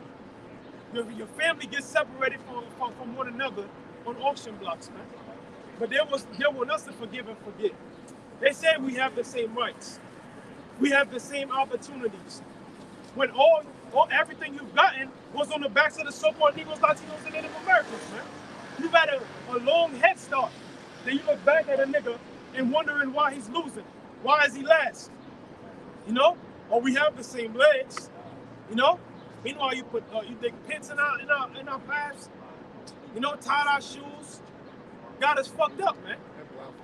Getting blindfolded us, man. This is verse 13. The glory of Lebanon will be yours. The forest of cypress, the fir and the pine to beautify my sanctuary. Yeah, that's right. So we're gonna have the best of the trees, man. You know, we got trees that cost thousands of dollars to have, man. You know, you go to Lebanon now, it's nothing but beautiful trees, man. Good wood trees to cut down. That's right. Build your houses. That's right. You know, we ain't gonna have no fucking concrete cities in the kingdom, man. It's gonna be things that's natural, that's connect with the earth. Gold is a natural element. It comes this way, man. You know, silver. These are the things we're gonna be using, man. What up? My temple will be glorious. Okay, the temple of the Lord is the Israelites, like it says in Corinthians, man. What up? It says the descendants of your tormentors will come and bow before you. Those who despise you will kiss your feet. Yeah, that's right. Yeah, and I ain't gonna have no heathen kissing my feet, man. That basically represents servitude, man. They gonna worship the ground that we walk on, man, in the kingdom of heaven, man.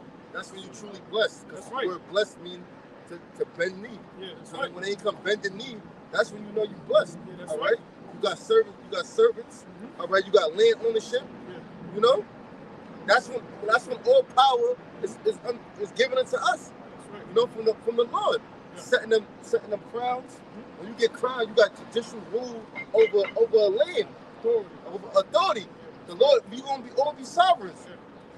One brother over here, that's his jurisdiction. You know, that's right. Things got to be cleared, and you know how it go. Oh yeah. The Lord is gonna give us authority upon the earth, man. When you a king, you a judge, you a priest, you have authority over other people, man. So if we're a nation of royalty, who are we gonna have authority over, man?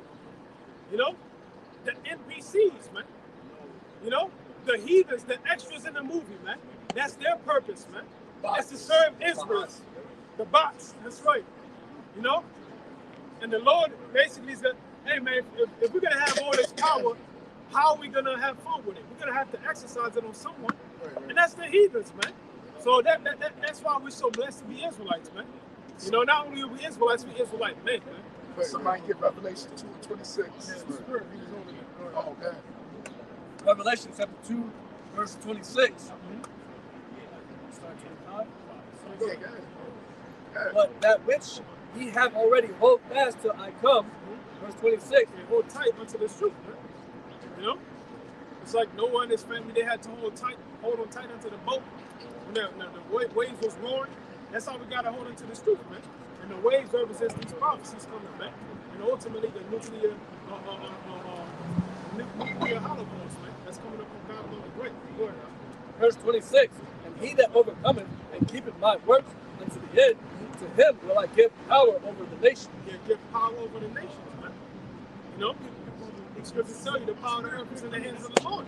And he gave it unto the wicked, man. Job 9 and 24. And look what the wicked has done with the power that the Lord gave him, man.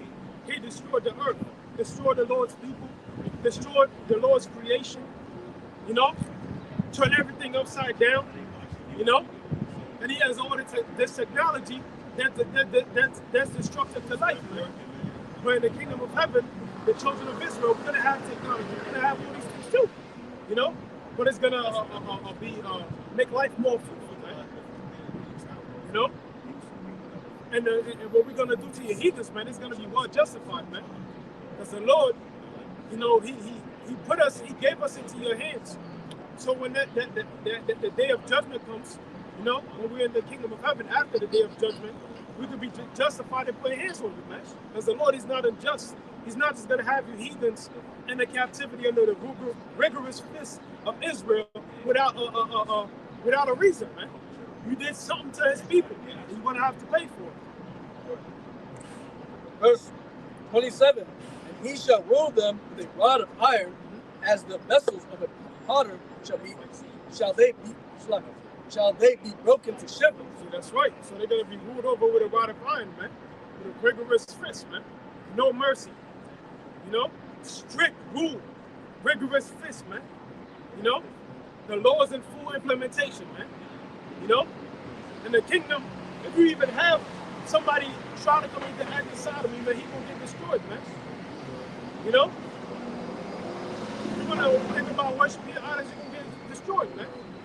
We're gonna starve you, and you might see, we're gonna tempt you too. Because that's the power we're gonna have over the heathen. We're gonna tempt them. We're gonna have power to play with their minds.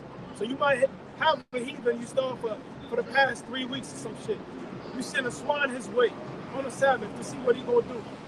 You know? And if they end up cooking it on the Sabbath, then they're gonna get punished, man. You know? Because first of all, you commit the act of breaking the Sabbath by lighting a fire, but also eating abominable foods, man. You know?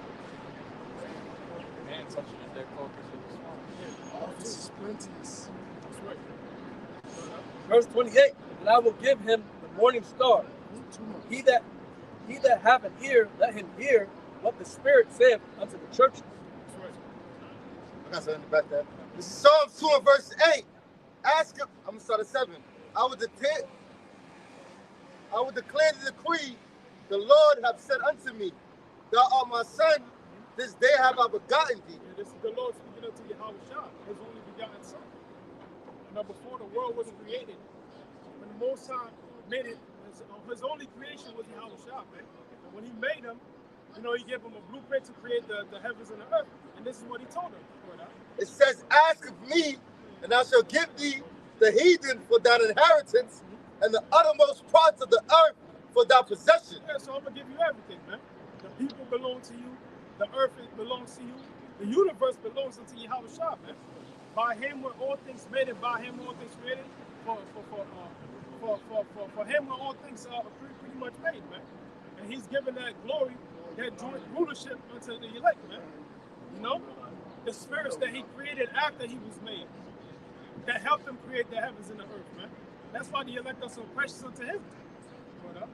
It says, thou shalt break them with a rod of iron, thou shalt dash them into pieces like a potter's vessel. Yeah, we're going to break them like a potter's vessel, man. You know? When you look at slavery, that was Israel being broken, man. They even had a term, buck broken, man.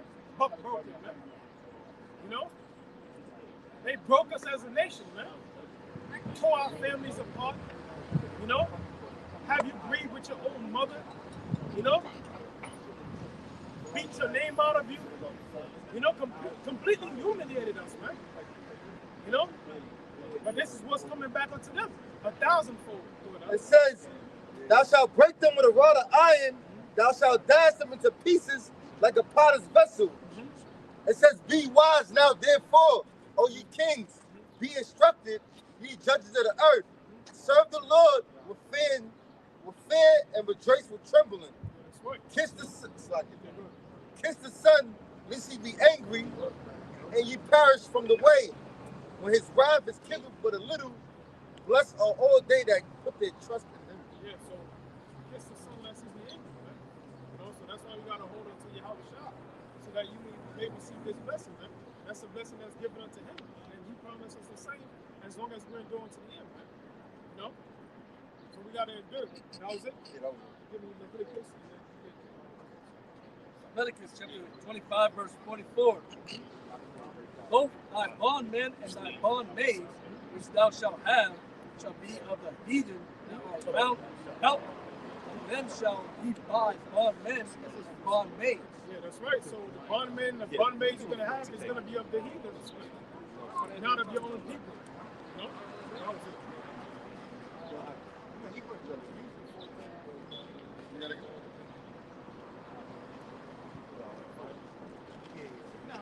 Leviticus chapter 25, verse 44.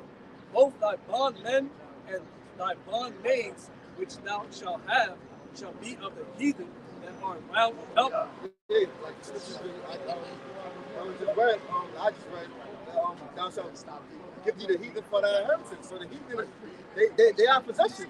They belong unto us. You know, they are property. Of them shall ye buy bondmen and bondmaids. Yeah, so we could buy and sell. That's what we could be doing with the kids. That's gonna be the business, right? Might buy 100 of the finest Moabites from this brother, gather from Ishmaelites from this brother, trade them, sell them, gold, you know, they families, they have possession to do what we will. All right, that's a righteous thing.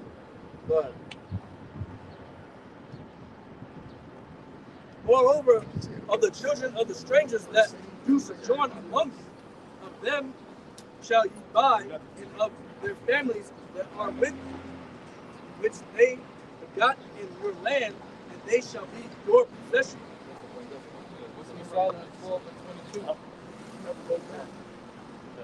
Therefore, whereas thou hast chastened us, thou scourgest our enemies 1,000 times more. yeah, and look how bad we got it, man.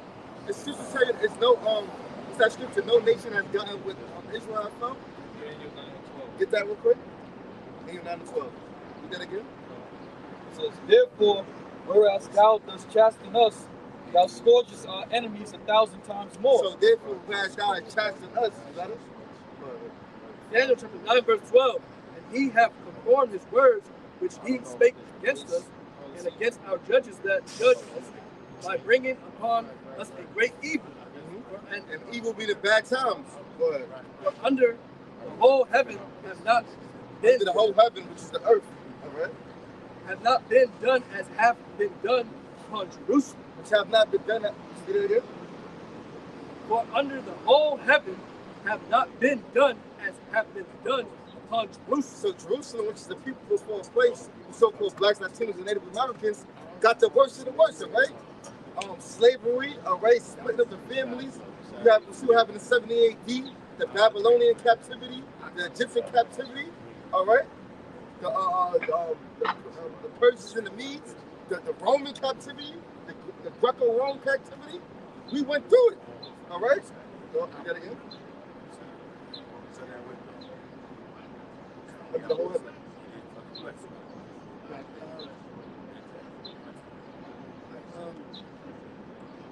Daniel chapter 9, verse 12. And he hath performed his words which he spake against us and against our judges that judge us, by bringing upon us a great evil. Right.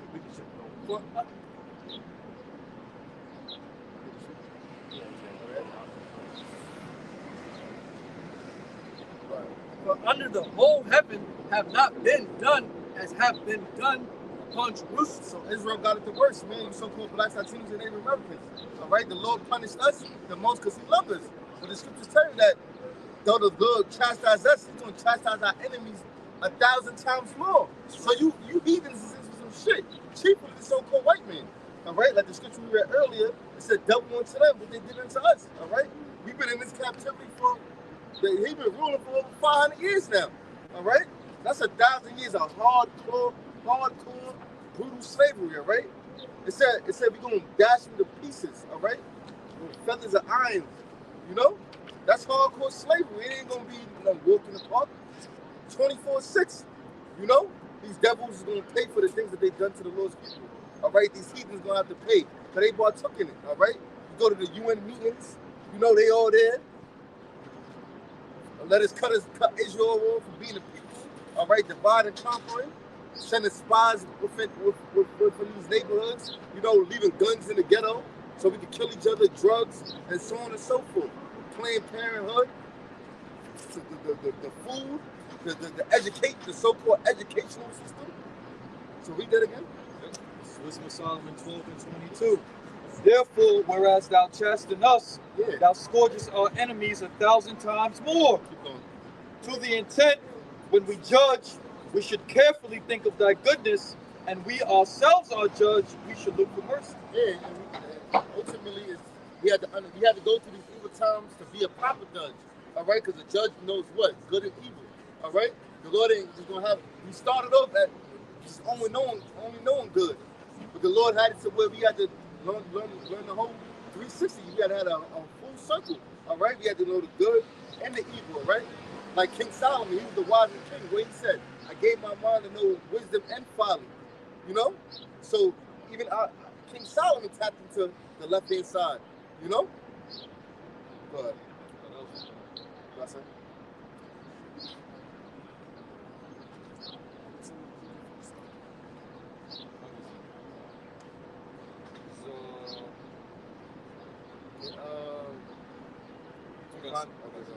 This is Nehemiah chapter 9, and I'm going to start at verse 26.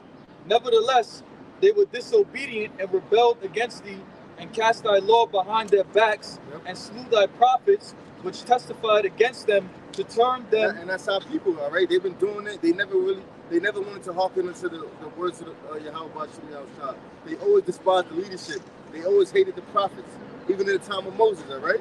We in the wilderness, all right? The Lord showed all the miracles and what they was doing. Moses went up to get the laws for 40 days and 40 nights. They was down there partying, scoffing. They were about to jump Aaron and told him to make golden calves, and then said, "These is our gods. These is who saved us." That's the heritage of our people, of a wicked, a stiff-necked, and rebellious people. You know. Go ahead. It was only 40 days when that happened. Go ahead. And it says, to turn them to thee, and they wrought great provocations. Therefore thou deliverest them into the hand of their enemies who vex them. Yep, and that's what's going on to this day, all right?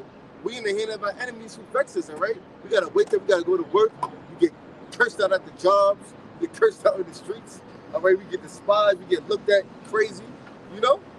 This is all because of our doings. It ain't because the law was imperfect. It was because we was imperfect, all right? We was rebellious, stiff-necked, hard-headed. We didn't want to take that discipline. You know, our people wanted to do what the hell they wanted to do. And this is the position that we in. And they still talk shit. Where's our love us? How could the Lord love us if we living in the ghettos? Nigga, look at the mirror and see the bullshit that you're doing every day. All right? You got Jake who say, I've been like this 30 years. I never changed. Well, that's the problem. That's the problem right there. You got to conform to the ways of YAHAWASHI. You can't be stuck in your ways and being that same old nigga. The scriptures talk about putting on a new man, all right? Being renewed in the spirit, being born again. So what? The things that you was taught, which was from your enemy, the so-called white man, to be a self-worshiping, degenerate, all right? You worry about yourself, be a grimy, low-level nigga, all right? Don't care for your brother, don't care for your neighbor. You gotta change that. You gotta come out of that, you know?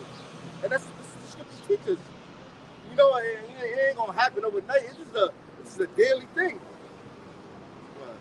It says, who vexed them, and in the time of their trouble, when they cried unto thee, thou heard them from heaven, and according to thy That's the manifold. ones, but those are the ones that's crying unto me. All right? Like in this time, you got the men, it says, to tell you, said a mark on the men, Ezekiel 9:4, that sign, that cry, all the abominations that be done in the midst thereof. Go ahead.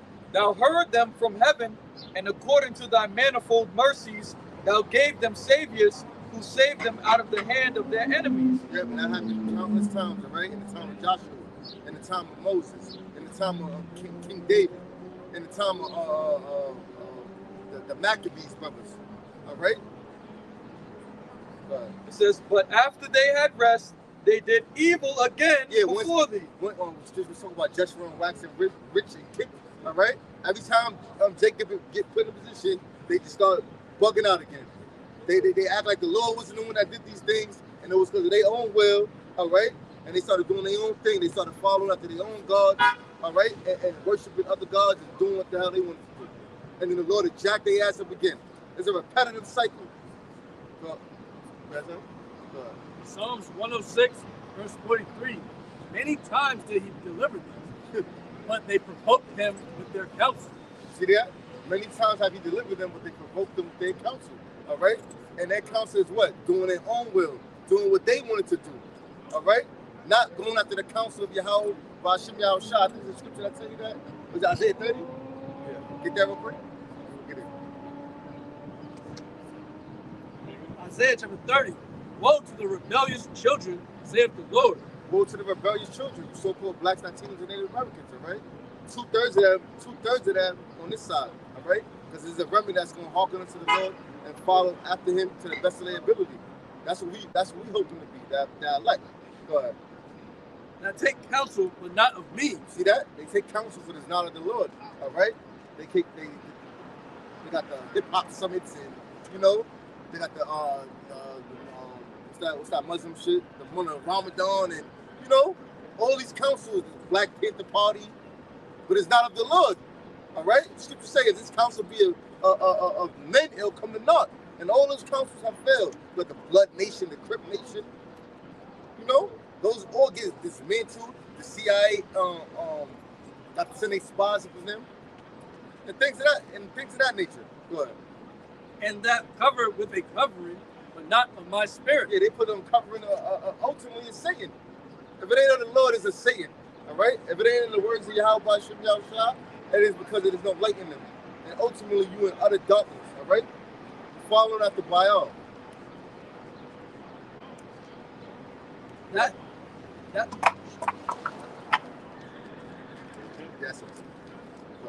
That they may add sin to sin. Yeah, what's sin? The breaking of the Lord's statute commandments. You know?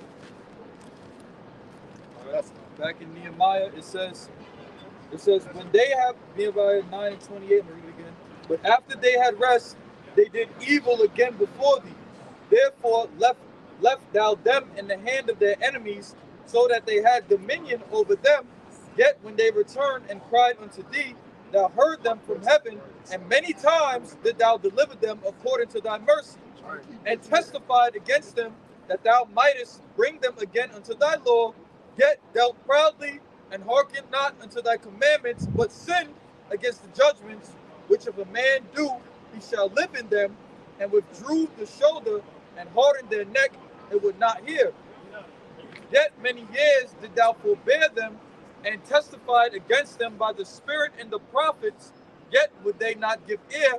Therefore gave thou them into the hand of the people of the land. And that's ultimately the reason why we're here, man. All right? Because we didn't hearken to Yahawah, BAHASHAM, YAHAWASHI, so he gave us over to our enemies. But that remnant, all right, that 1/3, that elect, the 144,000, they heard this word and they hearkened unto the Lord and they repented, all right? And they listened to the prophets, all right, which is the mouthpiece of the Lord, Amos 3:7, all right? And they're trying to get themselves together. They're trying to cleanse their ways by the washing of the word, rehearsing the righteous acts, all right? Going into the scriptures, being brotherly, asking the Lord for forgiveness daily, charity, brotherly love, you know? Doing to your brother what you want done to yourself. Taking rebuke, taking correction. Hey, taking order. That's the main thing. Our people they don't want to be in order. They want to do what they want to do. Just look at the women. All right, the woman is a reflection of the nation of Israel because we the Lord's women. All right, so when that's how the Lord is looking at us as a whole. Look at the black woman. That's how the Lord is looking at us. All right. Now you might have a woman that was a whore and she feels sorry about what she did and she's trying to amend her ways and you swear like if she a whore, well, you might deal with her. Like, hey, it is what it is. If she prepared, I'm just saying, if she got that sorrowfulness in her heart, because get that in Psalms 37. The Lord looked for a contrite heart. Psalms 50. It's one of Psalms 50. 37 or 34. Go ahead. Psalms 106, verse 43. Many times did he deliver them, but they provoked him with their counsel and were brought low for their iniquity. Yeah, we brought low, all right? We got the basis of men over us. The Lord said, I have seen servants upon horses and princes walking their servants upon the earth. That's us being brought low, all right? Thou art changed to a lower state, all right? We have no land. We have no military. We have no nothing. Our children don't even belong to us, all right? No community, all right? Our so-called communities is infested with drugs, all right? Adulterers, murderers, which is our people. Black on black crime. Go ahead. There was more? Verse 44, nevertheless, he regarded their affliction when he heard their cry. Yeah, the ones that sighing and crying. The Lord is hearing our cries, all right? Since the Lord put the spirit upon our babies, all right, to come on the scene and push forth this truth. And right, and brothers been sighing and crying from the apostles and elders of GMS on down to us brothers to this day. We sighing and crying the abominations that's taking place in the midst of. We're crying about the Edomites being over us, about our women being destroyed and they talking shit, about our food system, about everything that's going on in the society. You name it. All right, brothers done talked about it. Brothers done synced it, done felt it. They're like, God damn, this shit gotta go. Yeah. And he remembered, verse 45, and he remembered for them his covenant and repented according to the multitude of his mercy. Yeah, because the Lord gave us a promise, all right? Starting with our forefather Abraham. He told him to look at the stars in the sky and the sand in the sea. That's how your offspring gonna be, all right? And they trickled down to that covenant, which was the law, statute, commandments that we agreed, all right? Through blood, it was a blood covenant that we agreed that we was going to follow the words of the Lord, all right? And that covenant stands to this day through the shedding of the blood of the Heavenly Father's Son, His only begotten Son, YAHAWASHI, all right?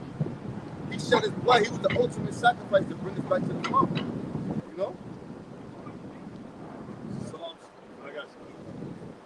Jeremiah 49:11. Each thy fatherless children, I will preserve them alive, and let thy widows trust in me. Now the fatherless and the widows are referred towards the tribe and the nation of Israel. Now, how did we become fatherless? Because when we went astray from the Most High wasn't dealing with us. So those we became as sons or children without fathers. And then it referenced the analogy of a widow, us being the Most High's wife, but as the Most High had passed on, and we no longer have help anymore. So it references us as being fatherless and widows, and it says, let them trust in the Most High.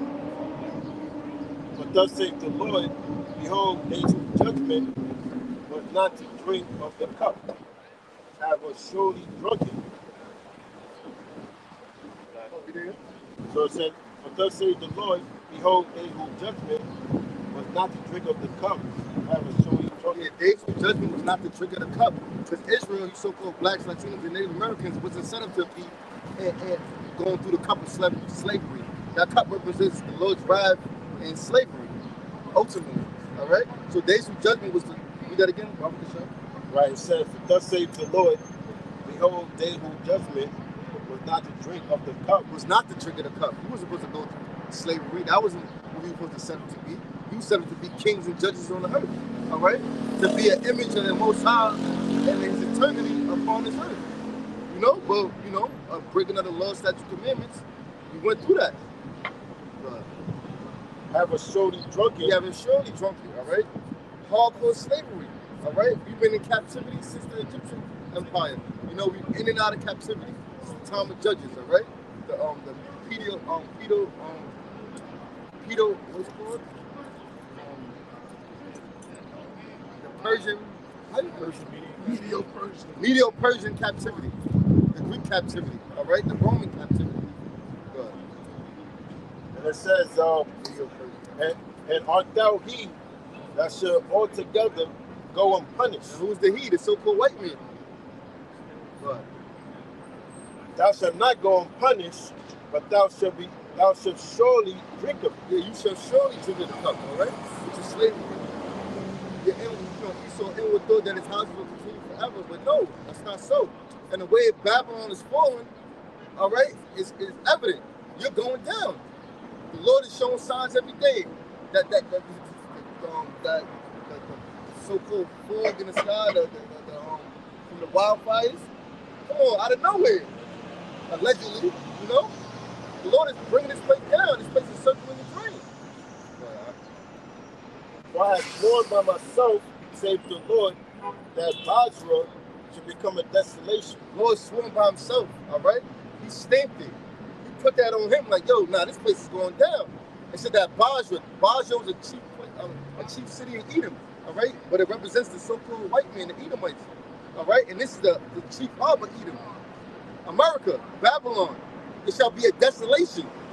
A reproach, a waste, and a curse, and all the cities thereof should be perpetual waste. Yeah, perpetual waste. And what's going to cause a perpetual waste? What's going to make it be a desolation, all right? The nuclear missiles, all right? Missiles, all right?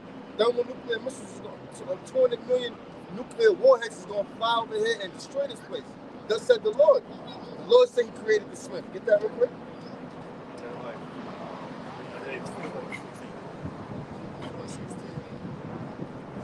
Isaiah chapter 54, verse 16. It reads, Behold, I have created the smith that bloweth the coals in the fire, right, and that bringeth forth an instrument for his work. And I have created the waster to destroy. See that? So the Lord created the waster to destroy. He put it in the minds of these German scientists that split the atom, all right, to create that atomic warfare, all right, and which led, because the scriptures say that knowledge shall be increased, all right, which led to nuclear power, nuclear missiles, all right. It's a nuclear arms race as we speak. You said Iran got one before America? Hypersonic, yeah. Hypersonic, all right? Look at what hypersonic means, you know? So the Lord is mustering the host of the battle, all right? The Lord is making these things happen. He's putting it in the mind of kings of the earth to create these missiles, all right? And his wars and his rumors of wars. This shit is not happening because of no reason, man. And all these nuclear missiles ain't being made for nothing, all right? There's a saying in the world that World War IV will be made, will be fought out with stones and sticks and stones, because after the missiles fly, everything is gonna be obliterated. Like this place is gonna be done. Stone Age, like the brother says. Hypersonic weapon. A hypersonic weapon is a weapon capable of traveling at hypersonic speed, defined as between 5 and 25 times the speed of sound, or about 1 to 5 miles per second. So here it is. The Lord got missiles that's going faster than the speed of sound. That can reach one location to the next location. And how long? It's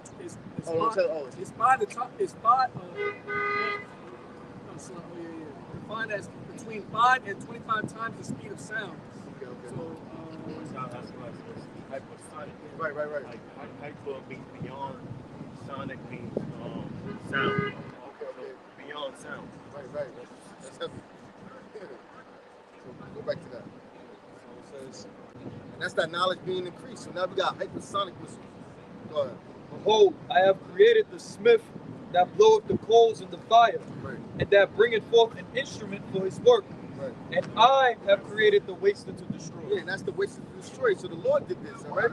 This is like the other apostles always say, when you're gonna go into that the RFID chip, that's the Lord's chip, all right? The missiles, that's the Lord's chip. I mean the Lord's missiles, all right? The scripture say that Lord Yahweh is a consuming fire. He's gonna be in the missiles, man. His spirit is gonna be in the missiles when they touch down. All right? That's what the scripture says, none shall break their rings. Right. The Lord's Spirit is going to be in the missiles. Yep. It don't matter what trajectory devils coordinate the missiles to. Wherever the Most High commands the angels to guide those missiles to the target, that's where it's going to go. Matter of fact, y'all don't even have control over the launch commands, man. Y'all tried launching a missile the other day and it wouldn't launch because the Most High didn't ordain it. That's why when you see over these nuclear silos, nothing but chariots over it, man. That's not the Anytime missile defense, anytime missile defense program, right. going to knock it off his wings. Yep. Ain't no satellite chariots. Yep. None of that bullshit. Yep. That Esau fantasizes that he thinks is going to stop his destruction. Yeah, it's not inevitable. The scripture also said, the scripture said, my sword shall be laid in heaven. Right. This was the Lord's sword. Yep. One of the titles is the Lord of Hosts. Yep. And that nuclear missile is a part of the Lord's army. So the Lord's army is going to destroy the earth. Yeah. Thus saith the Lord, thus saith the scriptures. That's why he's known as the Lord of Hosts, man. The Lord of Armies. Because look, you got the multitude of angels. You got his men on earth. All right, you got the missiles. You got Leviathan. You got the yeah, like it's gonna be an overkill. Like I'm curious to see like how scripture said only with thy eyes shall I see the reward of the wicked. So I want to see it. I'm like, it's gonna be amazing, man. Yeah, all angles covered. Every angle that you think is not covered is covered. That was it? You got something? Yeah, get to something like that. Psalms 34, start at verse 17. Right. The righteous cry, and Yahweh heareth. Yeah, the righteous is crying, man. This is what we doing right now is sighing and crying. All right, we crying out to our people to wake up. Really to the elect. We fishing for the elect. As you can see, man, 2/3 is through, man. You got men in Israel that cut off their privy parts. You can't make it, man. It's over, man. Go ahead. And delivereth them out of all their troubles. Yep. Yahweh is nigh unto them that are of a broken heart, and saveth such as be of a contrite spirit. Yeah, the Lord is nigh to them that be of a broken heart, man. And brothers is broken hearted, man. Our spirits, this place, if it wasn't for the comfort of the Lord, man, our spirits was broken. All right? Listen, man, you don't tell them where we'll be. We'll have no hope, and then the only hope will be what? Money, drugs. Scripture say that hope deferred makes the heart sick. Yeah, we done out here like our people, man. You be around Jakes, you see, they have no hope. And especially if they bringing no money, they really just like, fuck it, man, I'm ready to crash out. But that's who the Lord is nigh to. So if you got that broken hearted spirit and you wondering like what the hell is going on, listen, man, you go on to YouTube, you stop skipping when you see it, and look, and listen, right, while you still can find it, Right. Take it down left and right. Yeah. So famine of the word is coming. Famine of hearing the word. Oh, it's like what did I say? Famine of the word. Famine of hearing the word, yeah. It's coming, and it's coming fast. It's coming very fast. So then you people are going to be seeking to hear the prophets, but the Lord's going to put us away. Exactly. That tongue shall lead to the roof of our mouth. Yep. I was just saying, thinking as you was talking, Sean, like we was on 34th Street, Right. And there was thousands of people every day just passing us by. Yeah. Jay told shit because we in secluded areas now. Right. But the Lord is wrapping things up. Right, yeah, exactly. The Lord is wrapping things up. Yep. They didn't stop by when we was in front of them. Exactly. Yeah. So how much more of us being in secluded areas? Yeah. But the Lord is closing them doors of mercy. Yeah. Every day. Yeah. That's why the brother said the H is getting taken down. You know, it started from brothers being on 34th Street, now we in secluded areas. On top of the government is cracking down on the Bible. Yeah, that too. Yep. Taking it out of schools. Yep. Passing bills. Yep. So this the Most High is wrapping things up. Yep. Grand opening, grand closing. Right. This is the grand closure you're witnessing. This is the time in the party they put the electric slide on. That's after the electric slide, it's time to go home. Right. Play the slow music. That's when the party starts to wrap up. Because playtime over, it's about to be over soon. Like and subscribe. But that's what we headed to. But the party's about to end, and the Most High is starting to wrap it up, man. You see the DJ, wrapping things up. The people getting it for you, the food to go. Right. But some people, they know, like, all right, let me leave now. Right. That's the one that's called. You know what? Let me leave now. It look like shit about to kick off. Niggas about to fight. Niggas fucked up. Yeah. So something, I don't feel the vibes. Let me leave now. Right. Some people can't stick around to the end. It's stupid. They want to, The party is so much, you oversee the lights went out. The lights is on. The lights is on. The lights is on. Yeah, On the Bible. Yeah, the lights is on. That's So the message. So the lights is on. Right. Some J's gonna leave the party, but these niggas still partying. Right. They still partying. Some niggas go outside and hang out in front of the store. Right. Some niggas get shot. Yeah. And that's how 2/3 of our people, because they wait to die. They're waiting for the death trap, and they're gonna receive it.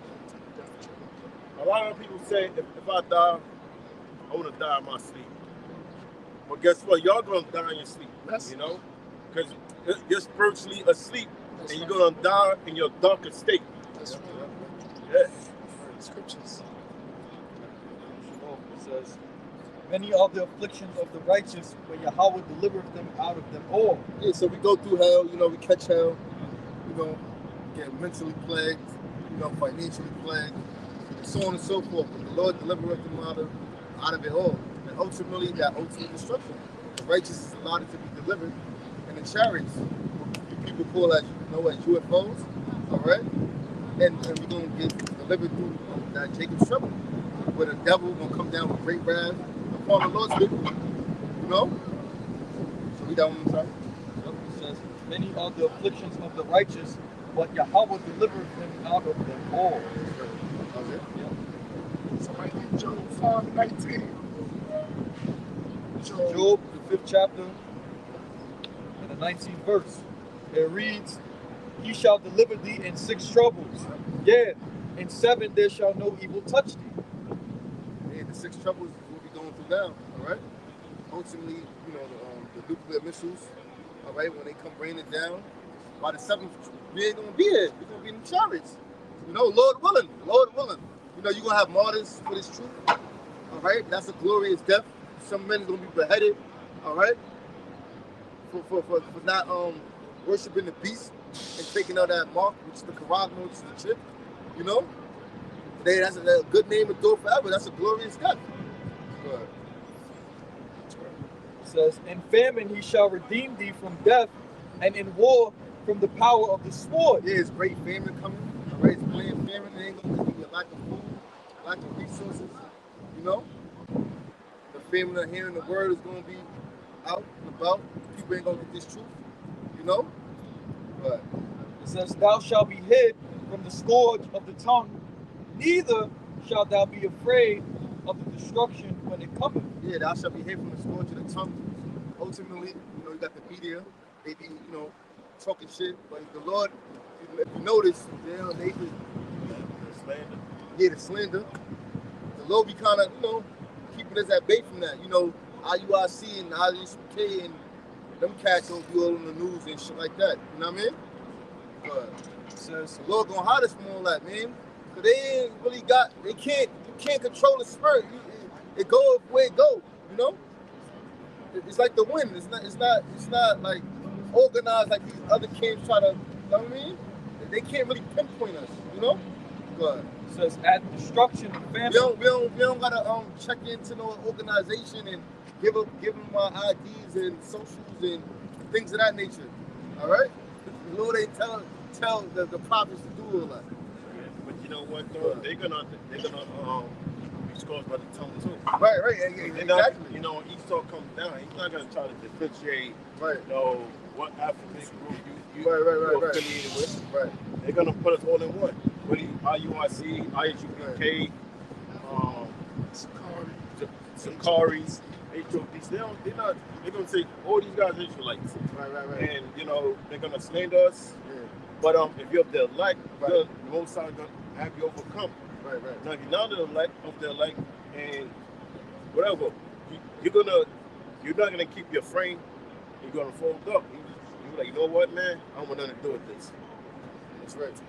They're gonna take the MOTV, and MARK. They're gonna just take it because the way they're gonna get certain people to do it by slandering them, so they can justify detaining them. Okay? It says, at destruction and famine thou shalt laugh. Yeah, when all hell breaking loose, Jacob's trouble. Job 5 and 22. Yeah, he said at destruction and famine thou shalt laugh. All right, we're gonna be in we're gonna be going through it, but we're gonna be excited because we know this is the downfall. It's a happy to see the downfall of his enemies. You see the Edomites going crazy, panicking, losing their mind, jumping over buildings. They fucking stocks and bonds and they $1 million bank accounts depleted. All right, concentration camps. So we gonna laugh at the end of the day. You know what I mean? They laughed at our downfall. We gonna laugh, even in a fucked up position we are. You know how Jake is. We gonna laugh to the fire.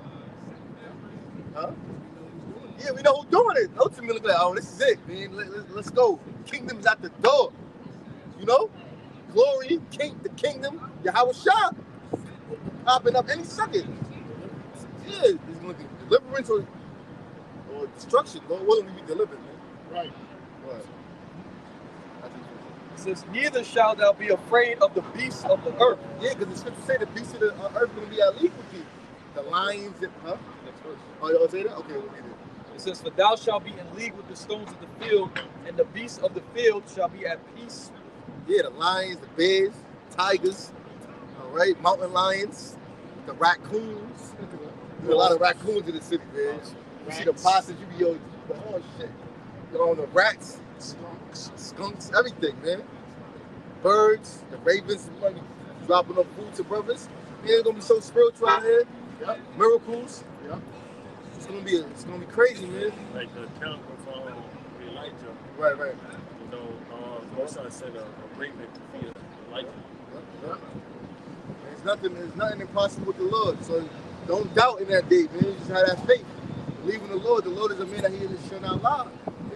You know you've been putting your all, you've been laboring, you've been out here in the trenches, all right, doing what you got to do for the Lord, forsaking our ways to the best of our ability, you know, crying out to the Lord constantly, asking forgiveness, praying for brothers, praying for yourself, having brotherly love, you know.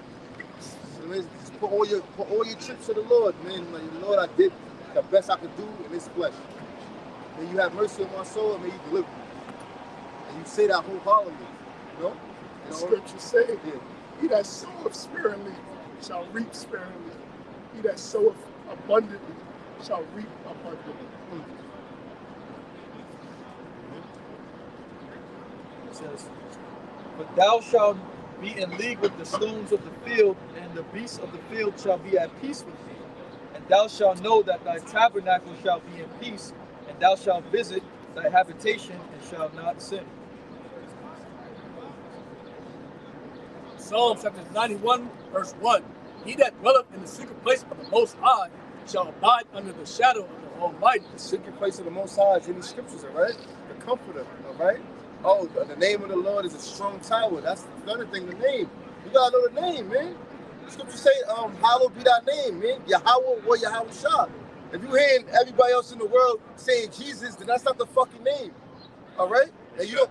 I'm gonna say, what make it secret because it's not open up to everybody. Exactly. Like reading Matthew, it says, unto you is given, but to them is not given. Right. So the secret was revealed to us, but to them it's written encrypted. Right. But it's unencrypted unto us, so we can understand and understand the end times. So he that dwelleth in a secret place, which is the scriptures, that's why it's secret, because it's the word of the Most High not open to everyone. It's only open unto the elect. That name comes with that.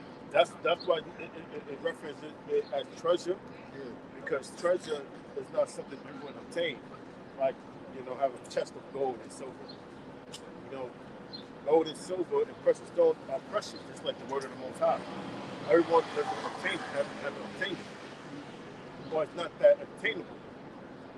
That's something because I went into this word the other day. Secret, right? Mm-hmm. Secret in Etymon, it says late 14th century.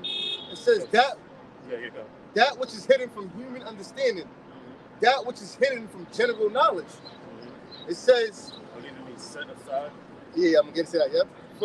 From Latin, secretum, secrecy, a mystery, a thing hidden, secret conversation, also retirement, solitude, from secretus, set apart, withdrawn, hidden, concealed, private.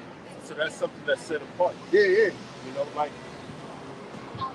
Let's say you allow brothers to your home. There's certain parts of the home that's set apart where brothers cannot enter. Like you may say, you could go to the living room and a bathroom, but you don't walk in that man's bedroom. Right, exactly. That's a secret place. That's not open to the public or to everyone. Yeah.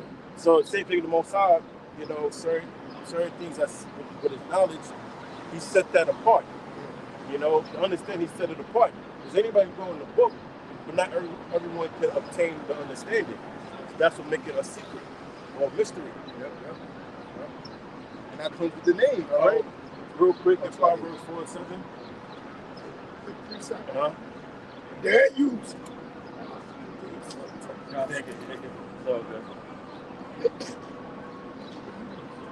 So Daniel chapter 12, verse 10. It reads, "Many shall be purified and made white and tried, but the wicked shall do wickedly, and none of the wicked shall understand, but the wise shall understand." Right. It says none of the wicked shall understand, but the wise shall understand. And we looked at that word wise, and we found out the word wise is derived from the Latin word "dead," and it means to see. And scripture say in Proverbs, a prudent man looks well into his goings, because you have the scriptures where you can see the events to foretell what's going to take place. So that's what makes you wise. The scriptures. That's in 2 Peter's. What should make you wise unto salvation? I believe it's 4, if I'm not mistaken. But you got to get, if they watching, you're on their phone or you're on the computer. They can open up another tab. Yeah, look it up. 2 Timothy 3:15. 2 Timothy 3:15. It speaks about the word which is able to make you wise unto salvation. So the word is what makes you wise. Wise means to see. And the scripture says, a prudent man foreseeth the evil. How you foresee the evil? Through the word. Because the word foretells the events that are going to take place. That's it. And read that again. Daniel chapter 12, verse 10.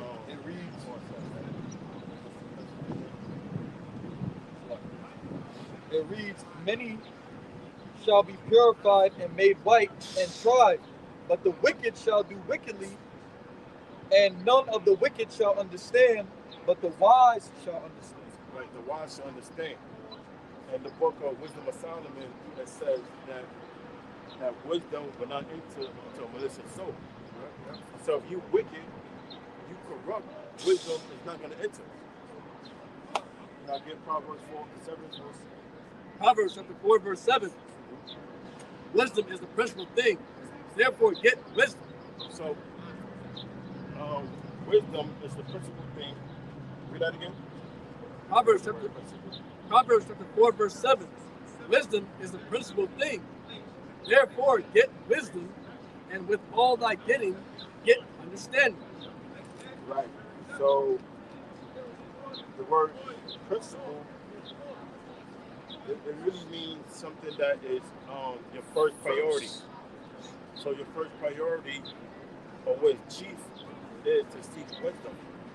And it says, before thy getting, get understanding, meaning comprehension. Because you could quote the Bible, but now it's time to understand what the book is saying. Interpretation. So now you have to understand your discernment what the scripture is saying. Because it's not enough to quote it, understand it. Yeah. Verse 8, exalt her, and she shall promote thee. So wisdom is reference unto a woman, a righteous woman, right? She shall bring thee to honor when thou dost embrace her.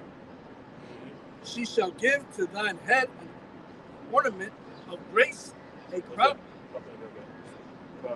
A crown of glory shall she deliver to thee. Verse 10, hear, O my son, and receive my sayings, and the years of thy life shall be many. Right, it says the years of your life shall be many. That's if you exercise wisdom. Now, we don't exercise wisdom, you fall into sin, and sin bring forth fruits unto death. Okay? Verse 11, I have taught thee in the way of wisdom, I have led thee in. Another thing that you could say was that Deuteronomy 4 and 7. It says, outside of the nations? Yeah. 4, 5. For the Lord to be read that again. I'm going to say that again. Get it? I think it's Deuteronomy 4 and 7. It's not quite fine. So Deuteronomy chapter 4. And go back to the part where it says, okay, yeah. This is Deuteronomy 4 and 6. 4 and 6, okay. Keep their. I'm going to start at verse 5. Behold, I have Deuteronomy 4 and 5. Behold, I have taught you statutes and judgments, even as Yahawah my power commanded me that ye should do so in the land whether ye go to possess it. Keep therefore and do them, for this is your wisdom and your understanding in the sight of the nations, which shall hear all these statutes and say, surely this great nation is a wise and understanding people. So the Most High said that the Lord is to be, our knowledge to the nations. Now read this again. Proverbs 4, verse 10. Hear, O my son, and receive my sayings, and the years of thy life shall be many. Yes, Proverbs 4, verse talking about wisdom. Verse 10. Hear, O my son, and receive my sayings, and the years of thy life shall be many. Right, the years will be many. If you stick to wisdom, which is also reference to the law, and your life will be many, but we wasn't able to keep the law perfectly. So that's why the law is going to be imprinted within us. Okay? Verse 11. I have taught thee in the way of wisdom, I have led thee in right paths. When thou goest, so wisdom is also the right path. Okay? When thou goest, thy steps shall not be straitened, and when thou runnest, thou shalt not stumble. Okay, now I'll go back to Psalm 91. Psalm 91? Yeah. What's that? Top? Yeah. So, okay, he was reading. Psalms chapter 91, verse 1. He that dwelleth in the secret place of the Most High. So now we know where's the secret place. That's the scriptures. There's a secret because the Most High made it cryptic. And that's why we are here to decode it. But the only ones that can understand the understanding of the scriptures is the ones that's of their elect. Okay? He that dwelleth in the secret place of the Most High shall abide under the shadow of the Almighty. Now, the word shadow gets the word shade. See, earlier the camp was set up more to this side, but the sun was so hot, we moved more to the shade. You know, so we in the shadow right now. So the heat is referring towards, you know, affliction. So when affliction comes down the pipe from the Most High, the Most High is going to remove us and put us in the shade. So we're going to be okay, or protected. Right? He that dwelleth in the secret place of the Most High shall abide under the shadow of the Almighty. Verse 2, I will say, the sun and heat represents affliction. But the Most High is going to put us in a shadow or shade. Yeah. Verse 2, I will say of the Lord, He is my refuge and my fortress. Verse 2, I will say of the Lord, He is my refuge and my fortress. The Lord is our refuge and our fortress, all right? My power in Him will I trust. Yeah, trust in YAHAWASHI.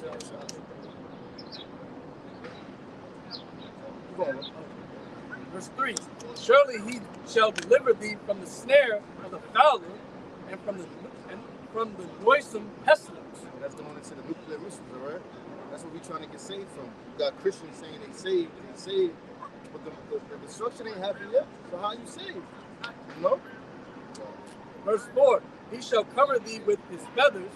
Yeah. And get that covering, you know, when we in them chariots, all right? Like how about you now? To tell you that, in Isaiah 26, 20. Yeah. Isaiah chapter 26 and 20. Come, my people. Those people, so-called blacks, Latinos, and Native Americans, you know? Enter thou into thy chambers. Yeah, that's what when the scripture that tell you, YAHAWASHI comes, he's going to say, come up hither, you know? And that coming up hither is us getting beamed up, you know?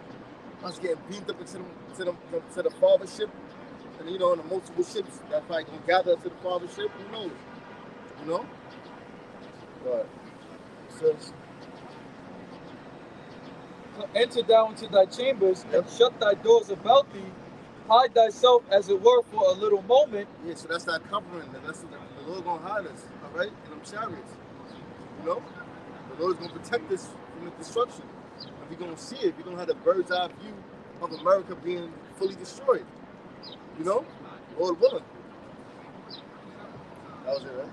Until the indignation be overpassed. Until the indignation be overpassed. Indignation is the Lord's righteous anger. Be overpassed. Like you said, He's a consuming fire. He's not gonna miss. The missiles ain't gonna miss their ranks. He's gonna be in the missiles, all right. And this place is gonna have a sweep of destruction, of fire, all right. This is why it's known as the lake of fire in Revelation. You know. Yeah, it says to cover us in the studies. Yeah. This is Matthew 23 and 37. O Jerusalem, Jerusalem, thou that killest the prophets, and stonest them which are sent unto thee. Now here's the point. How often will I gather thy children together, even as a hen gather her chickens under her wings, and ye will not. So that's how the Most High is going to gather us to His wing. He can protect us as a hen can protect us. Right. Yeah. Isaiah 31:5. As birds flying, so will the Lord of hosts defend Jerusalem. As birds flying, man. That's some chariots. All right? The scripture said, come as a dove, if I'm not mistaken. Defending also, He will deliver it, and passing over, He will preserve it. Yeah, defending also, He will deliver it. All right? You're trying to get into them chariots, man. You're trying to get delivered. You're trying to have that defense, that fortress. All right? That protection. Which is only of the Lord, which comes from the Lord. You banking and trusting in Esau, you a damn fool. All right? Cursed be that trusting in man. And Esau just a man. You know? No matter how much technology he got, no matter how much marvelful works or wondrous works that he's done on his life, or his technology, his Air Force, his Navy. All right? That shit is all dung in the sight of the Lord. That's gonna be finito. All right? Get that. YAHAWASHI. When he comes as a moment of sky. Yeah, I got something. Now, this is Psalm 68 and 13. Though ye have lion among the pots, ye should be as the wings of a dove, covered with silver, and of feathers with yellow gold. To the chariot.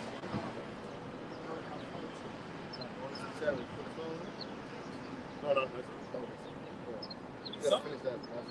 Psalm chapter 17, verse 8. Keep me as the apple of the eye, hide me under the shadow of thy wings.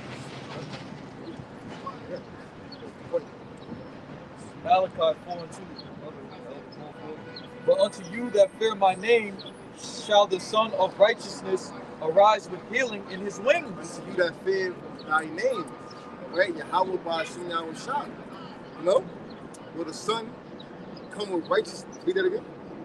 But unto you that fear my name shall the Son of Righteousness come with healing in his wings. Yeah, you know what's when we get beaten from the chariots, man, imperfection is done.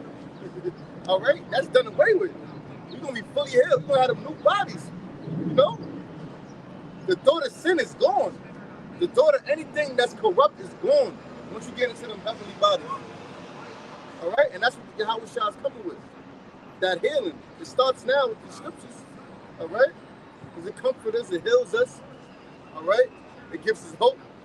When the Lord actually comes, it said, in the twinkling of an eye, thou shalt be changed. All right? We ain't going to enter into the chariots in this corruptible flesh. You know? It said the mortal will put on immortality. To be mortal means to die. To be immortal means to live forever. There is no death. Death, what's that? Where's that sting? All right?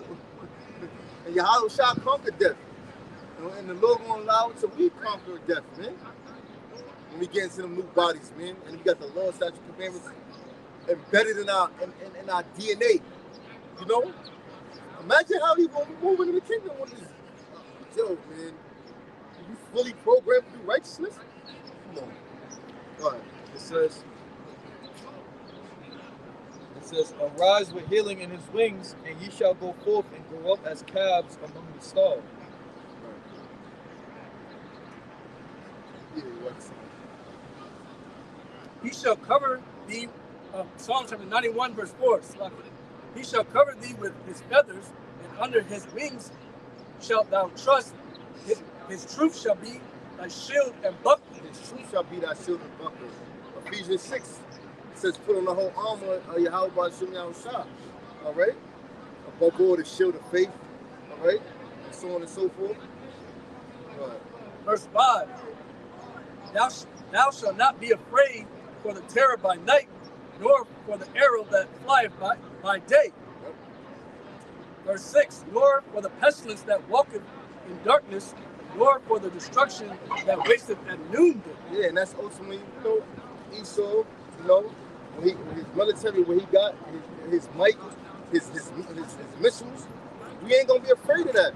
The scriptures say, be not afraid, neither doubt, because the Lord is your God. All right? He's gonna guide us through all this, man. He's gonna guide us all the way to the chariots coming, Lord willing. Oh yeah, get that real quick. Some of us is gonna be martyrs. Yeah, we know that. The scripture said, but they still good. But the scripture tell you that the dead in YAHAWASHI is gonna arise first, and we're gonna meet them in the air, and so shall forever be with the Lord. You know, so all these things must come to pass. This is the Lord's movie. The world is a stage. Right. Psalm chapter 34, verse 7. The angel of the Lord encampeth round about them that fear him. Yeah, so it's angels all around. Even though we don't see them, they there. Because the scriptures say that. The angels of the Lord are camping around about them that fear him. That's why we here. We got the Lord put it in our spirit. All right, to come out week in and week out, in season, out of season, in the face of, hey, we might not make it back on. You know, you got niggas out here. Niggas is hating this word. They want to see us dead. You know, you may not think it, but watch when things start increasing more and more. Watch when society start feeling more and more and it's getting more hardships. All right, you're gonna see Jake. They going through it and they getting cursed out by the word. They're gonna lose their happened when YAHAWASHI 2,000 years ago, he was checking us. It's like a dog up the shit. How much more us? These niggas is on drugs, chemicals, all right? They eat bad food. So just know it's going to be heightened. And we got to be more and more on point and more fearless. Second Ezra chapter 15, verse 3. Fear not the imaginations against us. Oh, there you go. Fear not the imaginations against thee. So these people is thinking evil thoughts against us. Yeah, just because they're not saying that, they thinking it. And if they had the power to do it, they'll do it. And when all hell breaks loose, they're going to try. But the Lord going to set up that standard. Go ahead. Let not the incredulity of them trouble you. What's incredulity? The unbelief. All right? Don't let it trouble you. Don't let their unbelief trouble you. Scripture say, make your face hard against their face. Go ahead. That speak against thee. Yeah, they speak against thee. Son of man, look what they speak behind in their parts, in their secret parts, in their secret places. They talk shit, man. They talk a lot of shit. Jake talk shit. Trust and believe, they talk a lot of shit. They try to find flaws in you. We never said you was perfect. We just telling you what it is. But they like going back to changing their ways. Yo, bro, stop shaving your beard. What you mean stop shaving my beard, bro? You want me to look at some old head? I'm a pretty boy. Man, you got mad bumps on your face. You shave your beard. You stop shaving it, bro. You looking like a fucking rape case right now. You ain't looking like a pretty boy. Nah, bro, you know. Go ahead. Verse 4. For all the unfaithful shall die in the unfaithfulness. And there you have it. All the unfaithful shall die in the unfaithfulness. You know? Tell our people, like, listen, man, yo, just together, the Lord gonna kill you. It ain't personal. It's business. I'm just telling you what the Lord says. Don't get mad at me. Don't kill a messenger. But that's what they're gonna try to do. All right? Verse 5. Behold, saith the Lord, I will bring plagues upon the world, sword, famine, death, and destruction. And that's what the Lord is bringing. All right, you got people saying there ain't gonna be no Jacob trouble. But the Lord said, I'm gonna bring plagues, famine, death, and destruction. That's what's coming, man. That's why brothers went in on cats talking about, oh, fun. We're not here to have fun. We're here to warn the people. The Lord said, give them a warning. What's a warning? It's warning from something to come. Blow that trumpet in Zion. All right? Yeah, we got downtime, but we're not promoting fun. All right? We're not promoting, I want to go to Disneyland and do this. We're not promoting that. All right? We're not putting that on wax. All right? Scripture talk about being discreet. Don't let your left hand know what your right hand doing. All right? You might have you might go out somewhere, but you don't promote that to Israel. They already have fun every day. They don't advertise that. These niggas have fun every fucking day of their lives. And you want to go, yeah, you can still have fun in the truth. All right? We in the time of mourning. All right? We in the top, it's a bitter season. You know? The definition of warning. Oh, yeah. Okay. The word warning means a statement or event that indicates a possible or impending danger, problem, or other unpleasant situation. Read that again, bro. It says, warning means a statement or event that indicates... A statement or event. In that case, it's an event. An event is coming. You want to talk about events, right? You want to have fun, talk about events? Right. This event is coming. It's a major event. This is the biggest event. Huh? I'll give you an event. Yeah, you want an event, you're going to get an event. That indicates a possible or impending danger. And this one ain't a possible. It is. That's right. This is going to be a dangerous event. It's imminent. Go ahead.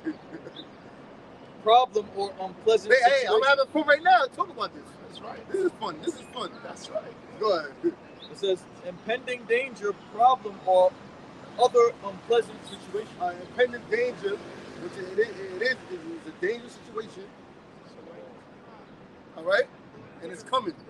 All right? It's coming. You got something, brother? No. Okay.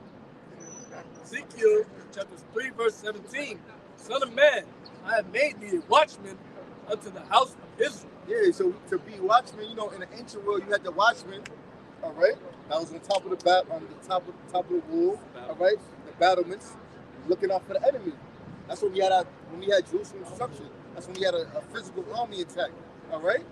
All men of Israel were supposed to be an army, all right? And they'll watch out for the enemy. Moabites or the Hamites is coming, all right? And then what? You'll blow the trumpet. Prepare for war. War is coming. We're giving out the warning. And that's what we're doing now. Listen, man, the devil, the so-called white man, Esau Edom, all right, the international bankers, the Rothschilds, the DuPonts, all of the banking families, they're setting up a play to come after the Israelites, man. All right? They want to mark you up. They want to make you a perpetual slave. They want you to have that digital ooh. Read Revelation 13 and 16. All right? That's their plan. And we warning our people, like, yo, if you take that, the Lord is going to destroy you. If you don't come back and follow YAHAWASHI, YAHAWASHI, the Lord is going to destroy you. It ain't, this is what it is. Just listen, this is what it is, bro. You know? Job chapter 9, verse 24. The earth is given into the hand of the wicked. See that? The earth is given into the hands of the wicked. So you want to know why all hell is breaking loose and why it's turmoil going on. Get Proverbs 29 and 2. Because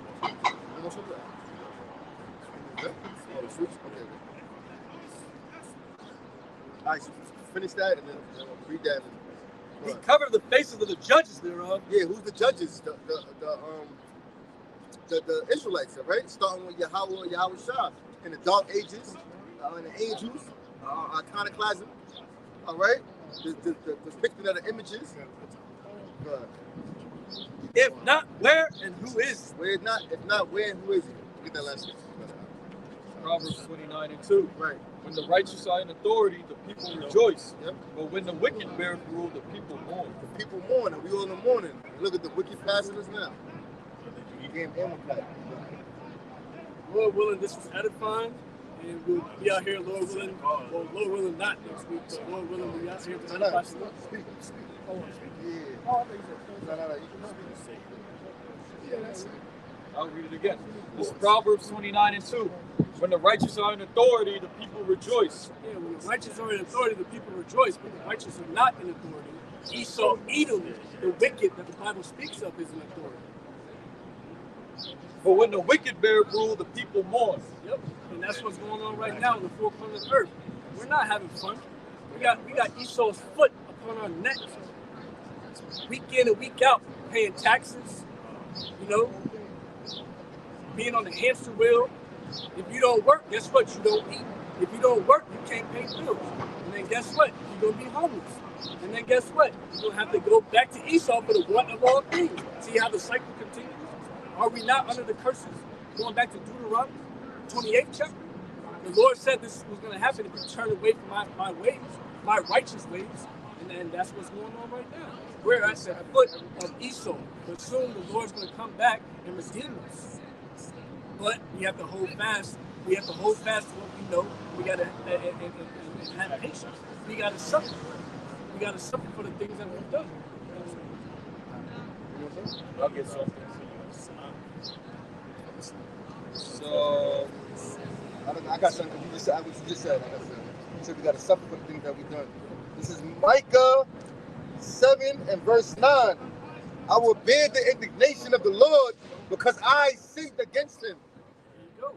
I will bear whatever the Lord's going to put on my ass because I sinned against him. I transgressed against the law, statutes, commandments that the Lord has set before us, going back to the time of Moses.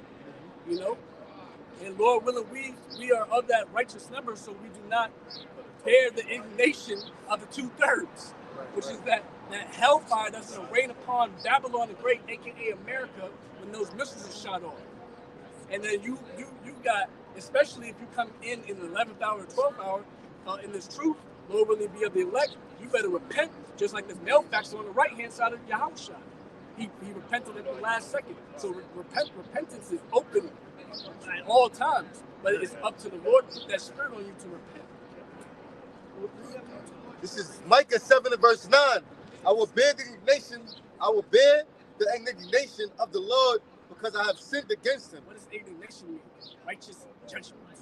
So whatever the Lord put on your ass, however you came down here from heaven, you know, the Lord put on you, you gotta bear that. Just like, you know, Job. You know, Job had to go through whatever he had to go through, and he was rewarded tenfold after that. Yeah, even Job, he said, though he slayed me, yet would I trust him. See? So he didn't listen to that wicked woman that was in his life. I'm not even going to say the word. I don't even want to say it. But, you know, go read it. Right. It says,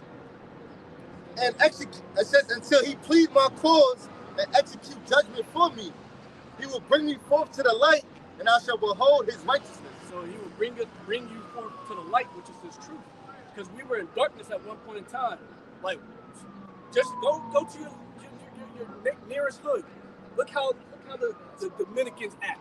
Look how the Puerto Ricans act. Look how the Jamaicans act. Look how the Haitians act. Look how all the tribes act. Because they're not Israelites. They have not obtained what they seek for. They obtained bullshit. Just like Biggie said, party and bullshit. The brother brought out, we are not in a time of mirth. We are in a time of mourning. Just like the elder brought out, there's smoke shops there's more smoke shops than there's liquor stores now. You think that's not done by design, by the wicked one? He wants you high as shit. So when he rolls in at Revelations 12 and 12 and Psalms, Isaiah 59:19, you're easy prey. Yeah, you're easy prey. Instead of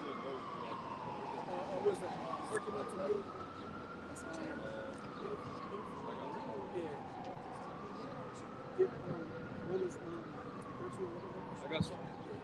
Matthew 11:28. Come unto me, all ye that labor and are heavy laden, and I will give you rest. Take my yoke upon you and learn of me, for I am meek and lowly in heart, and ye shall find rest unto your souls. For my yoke is easy and my burden is light. Yeah, so the Heavenly Father, you know, he knows all the troubles, and YAHAWASHI too, he knows all the troubles that we go through, man. So instead of using, you know, smoking as a way of escape, we're supposed to use the scriptures as a way of escape, man. Because, you know, they think that this truth is a burden. So they think that this is an extremely burdensome thing, which it's not, all right? Really, this is a light thing. Just do what you got to do, simple things, and you can go out, you know, and do, you know, what you got to do in the world in righteousness, man. All right? So the Lord's yoke is easy and his burden is light. 3 and 5. This is Proverbs 3 and 5. Trust in the Lord with all thine heart, and lean not unto thy own understanding. There's no such thing as basic scriptures. Scriptures is the scriptures. Because when you try to bring out the scriptures to a 2/3, trust me, they're not going to get it. It's a waste of time. It says, trust in the Lord with all thy heart. Trust in the Lord in all thy ways to your best ability. And what else? And lean not unto thy own understanding. Lean not on your own understanding. Because when you lean on your own understanding, guess what? You're going back to darkness. You're damn near turning back to your vomit, like a filthy dog. When you lean on your understanding, you think you're better than the Most High. That's the way it comes out. You gotta trust in the light, the lamp that leadeth thy way in darkness, in the valley of the shadow of death. It says, 1 John 5 and verse 3. For this is the love of the Most High, that we keep his commandments, and his commandments are not grievous. Yeah. This is 1 John 5 and verse 3. For this is the love of the Most High. This is the love of the Most High. That we keep his commandments. And keep his commandments to your best ability, because we can't fulfill all the commandments in this filthy body. We don't have a tabernacle. We don't have a what's the other one? Tabernacle and a what? Storehouse. Yeah, there's a lot of stuff that we can't do because we don't have a community. As a people, no one's representing us in the United Nations building. We're not Hamites, even though Esau, the wicked one, portrays that. It says, and his commandments are not grievous. And his commandments are not grievous. The book, Psalms 19 the law, statutes, commandments are perfect. There's a science behind everything that YAHAWASHI set up, down to the fabric. Exactly. Some things are secret until we get into the kingdom. Just that simple. Psalms 19 and 7. The law of Adonai Yahweh is perfect, converting the soul. The testimony of Yahweh is sure, making wise the simple. So let these words wash your mind, wash your spirit, and you can be converted into righteousness and come out of darkness and see the light. I remember one time I was riding up on some Jake, and it could have been an angel, but I had my light shining. He's like, damn, brother, that damn light's so bright. And it just made me smile, because I'm like, Lord willing, I'm of the elect, that he's not talking, it's twofold. He's talking physically, but really, he's talking spiritually. Damn, that light is so bright. You know what I'm saying? And like I said, yeah, Lord willing. You know, because we are the light of Zion. We are the light to this people. You know, we're Lord willing, we're that mountain on the mountaintop. You know, the mountain in the hills. We're that governing body that's going to shine upon the face of the earth.